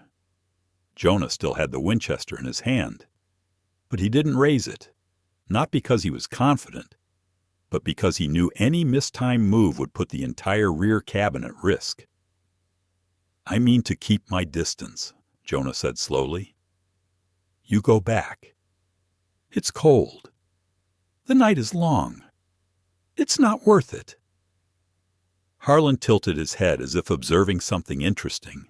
"You expect me to believe that Jonah Hale, a widower, alone for decades, would suddenly become a hero for a woman and children?" Jonah narrowed his eyes, his voice dropping to its lowest level. "I'm not a hero. I just know what's right." A silence stretched across the forest, so long that one could hear the snow crunching under the pine branches. In the cabin, Clark stood still against the door, keeping her eyes on Jonah's silhouette. Mara stood beside him, her hands clasped together in an effort to restrain herself. "He's alone," she whispered, her voice trembling. Clark didn't take her eyes off him. "He's never alone. His faith stands beside him." Mara wanted to believe, but her heart felt like it was being squeezed. Every breath turned into a plea. "Please don't let anything happen," she whispered, though she wasn't sure if it was directed at Clark or the snowy sky outside. Out in the woods." Harlan took another step. "All right, Jonah," he said. "If you want to be a good man, hand over the child. We'll leave you and the girls alone." Jonah felt the air around him freeze when he heard that. He didn't need to think long. "Are not—" Harlan narrowed his eyes. "You should think carefully." "I told you," Jonah replied, his voice low but resonant. "No." Harlan pursed his lips, his eyes flashing with violence. "I don't like wasting time." He raised his hand to signal, but a sound came from the woods behind them, crisp, sharp, like the snapping of a dry pine branch. The three men turned around. Jonah didn't miss the moment. He raised his gun, moved to the right, and walked quickly, as if his feet were made for walking in snow. Harlan didn't shoot. Instead, he laughed a meaningful laugh. "I know you're not alone," he said, glancing into the shadows behind Jonah. "Who's playing stalker in there?" Jonah cursed under his breath. He understood they were trying to stall for time, find a weak point. And then from the cabin, a dim light flashed through the window. All three turned their heads at the same time. That moment made Jonah's heart clench. "No. Don't let them know the cabin lights are on," Jonah muttered. Though he understood, Mara couldn't turn off the fire. The children needed warmth. Harlan laughed louder. "Ah, that's enough." He gestured with 2 fingers. The two behind split up, circling widely like wolves approaching their prey from 2 directions. Jonah's muscles tightened. "Stop. Not another step." But they didn't listen.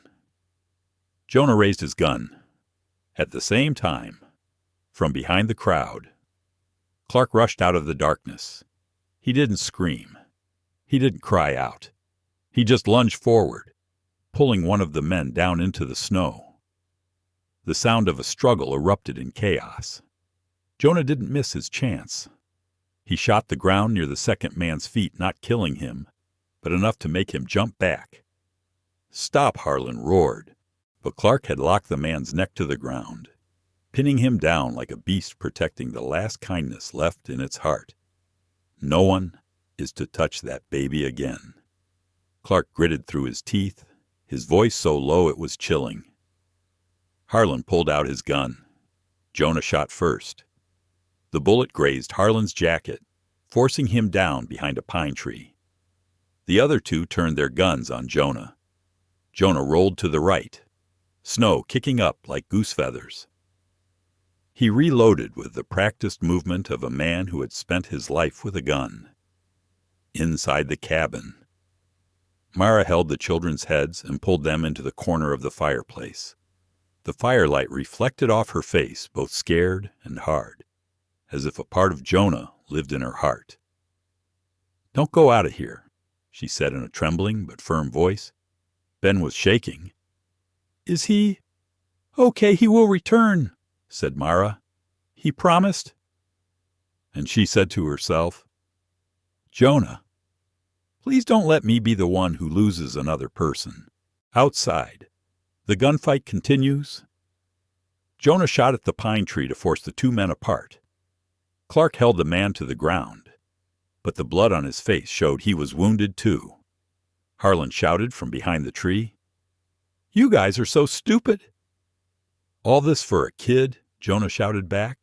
"Not because of a child, but because people like you believe you can decide the price of a human being." The words tore through the air, and for the first time, Harlan didn't laugh. He stood up. "Fine," Harlan said.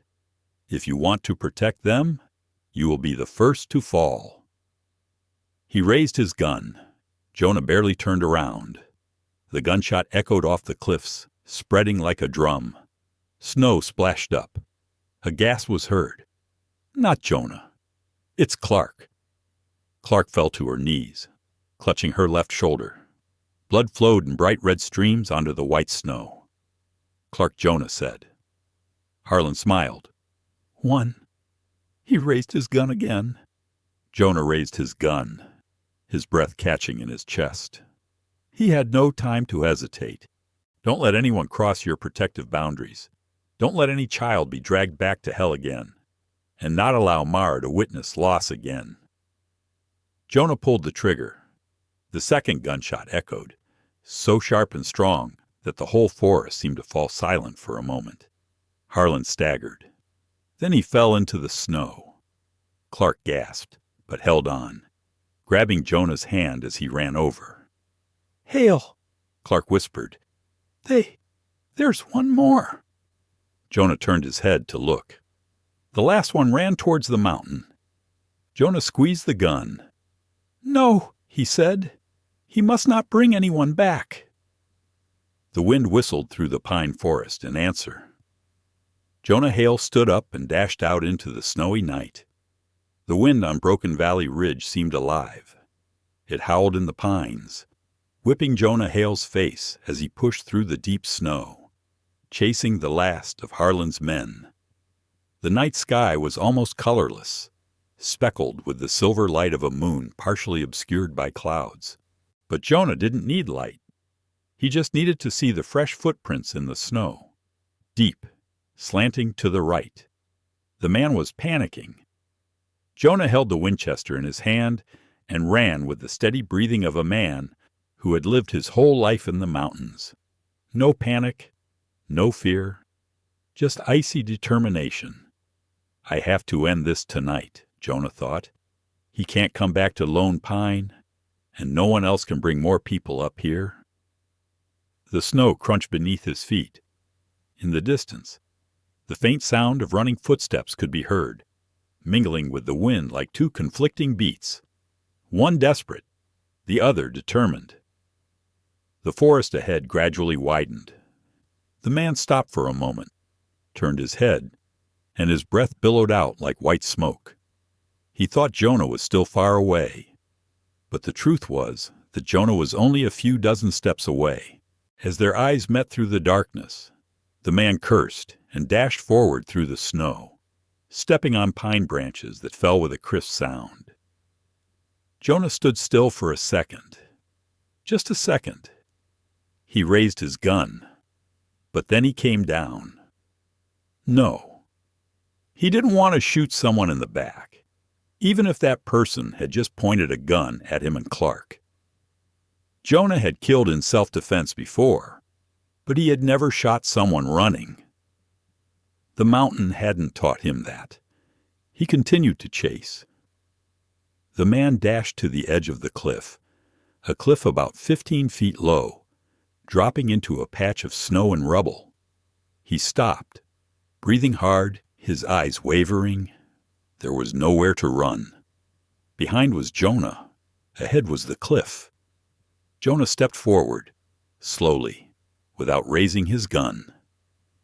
"Don't do anything stupid," he said in a low voice, more calm than threatening. "Stop. It's over."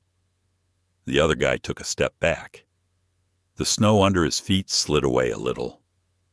"Get away from me," he growled. "You don't know who they are. You don't know what I'm running from." Jonah stopped close enough to see the panic in the man's eyes, but far enough away that he wouldn't jump.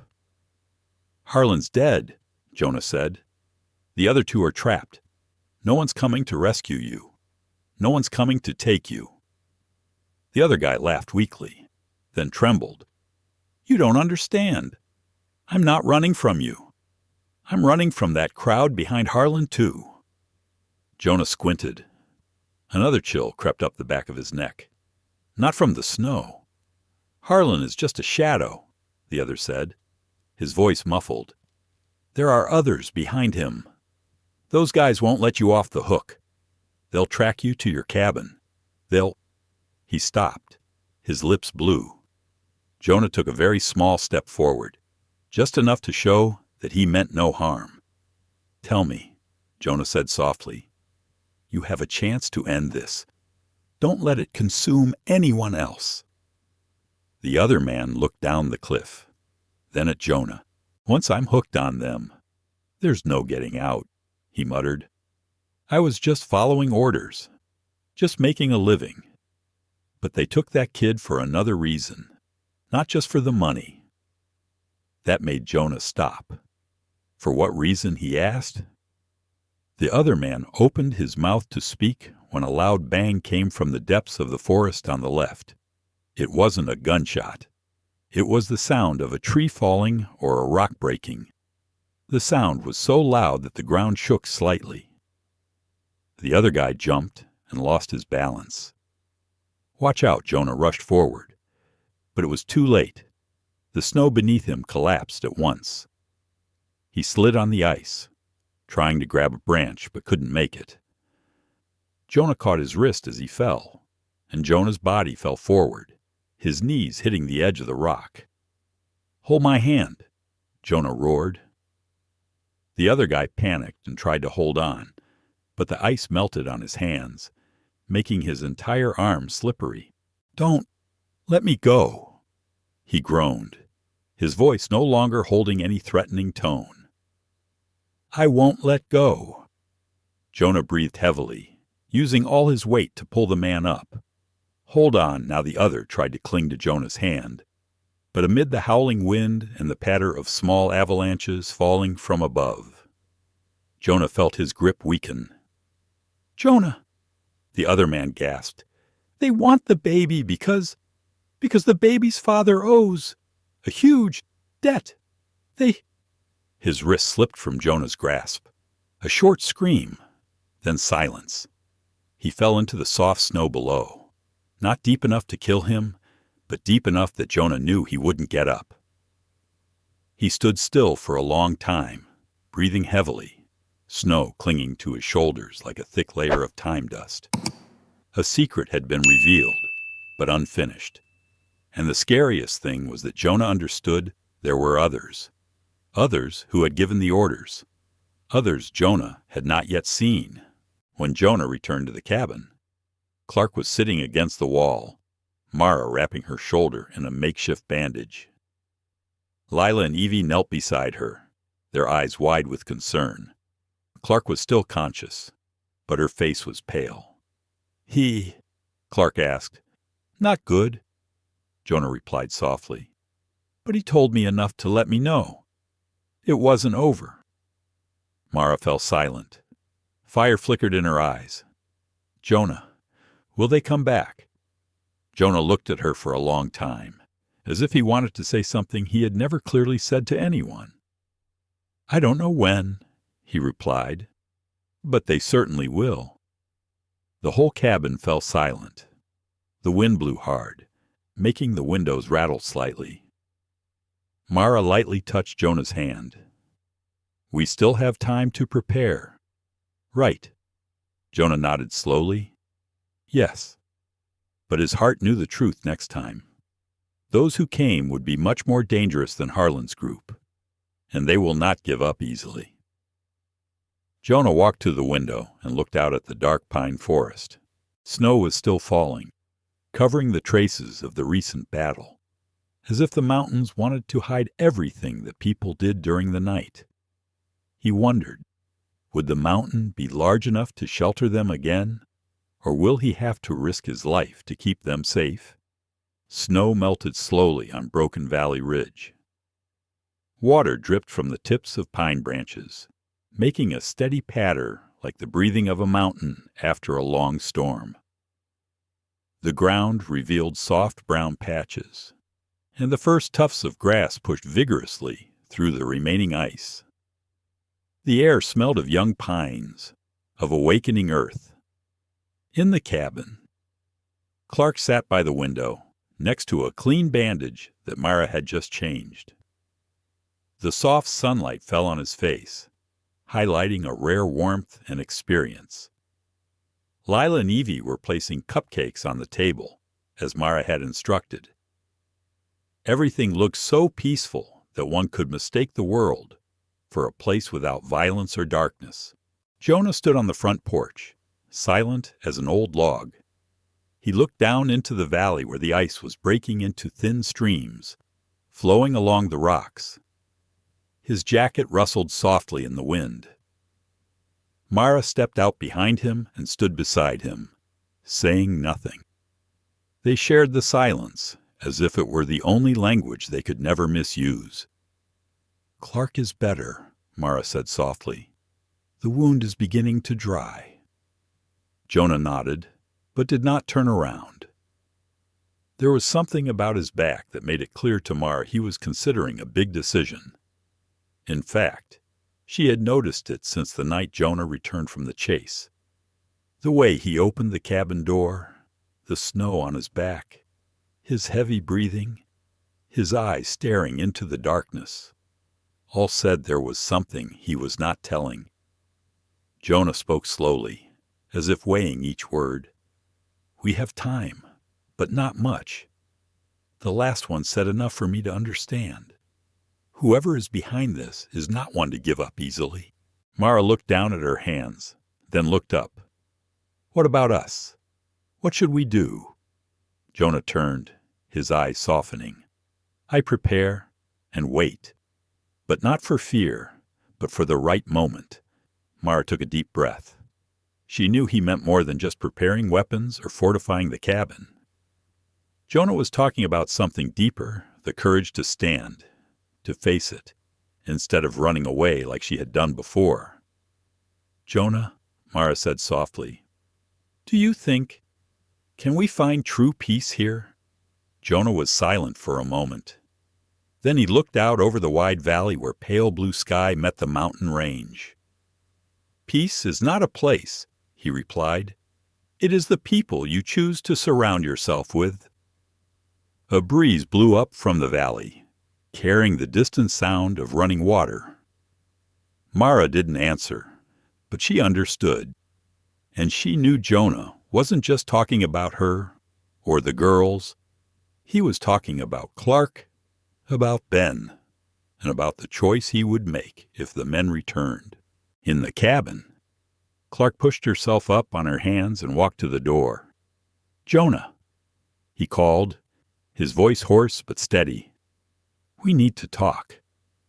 Jonah turned back in. Clark leaned against the doorframe, her gaze steady. "I'm not leaving," Clark said clearly. "Those men are never coming back. If you intend to hold this place, I'll stay. I owe you, and I owe the children."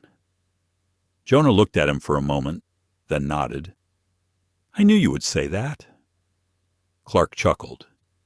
"You know all that." Mara stood still. For a moment, she felt this small cabin, once a shelter, becoming something else. A stronghold. A home. In the afternoon, Lila and Evie ran out into the yard, their feet splashing in puddles left by the melted snow. Their laughter carried on the wind, a sound so light and clear that Jonah stopped working on the porch to listen.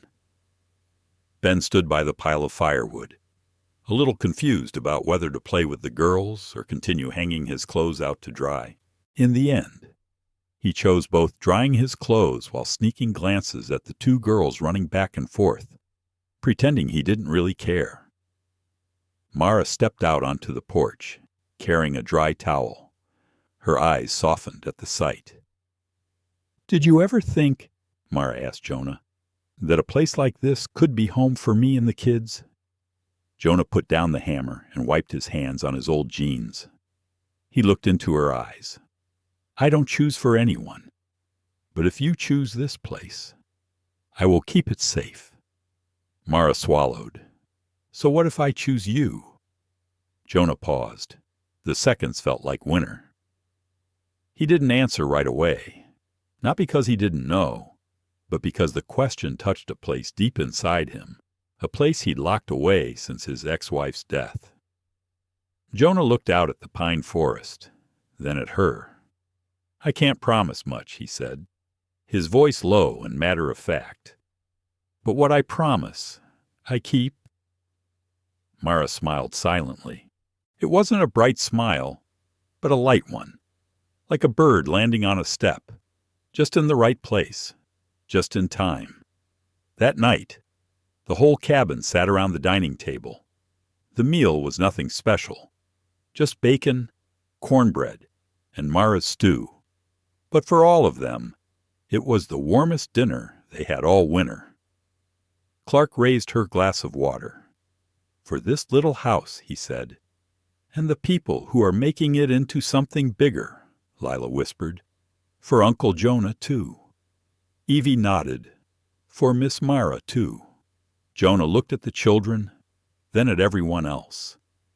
The firelight fell on his face, highlighting features as seasoned and steady as the mountain he had lived on all his life.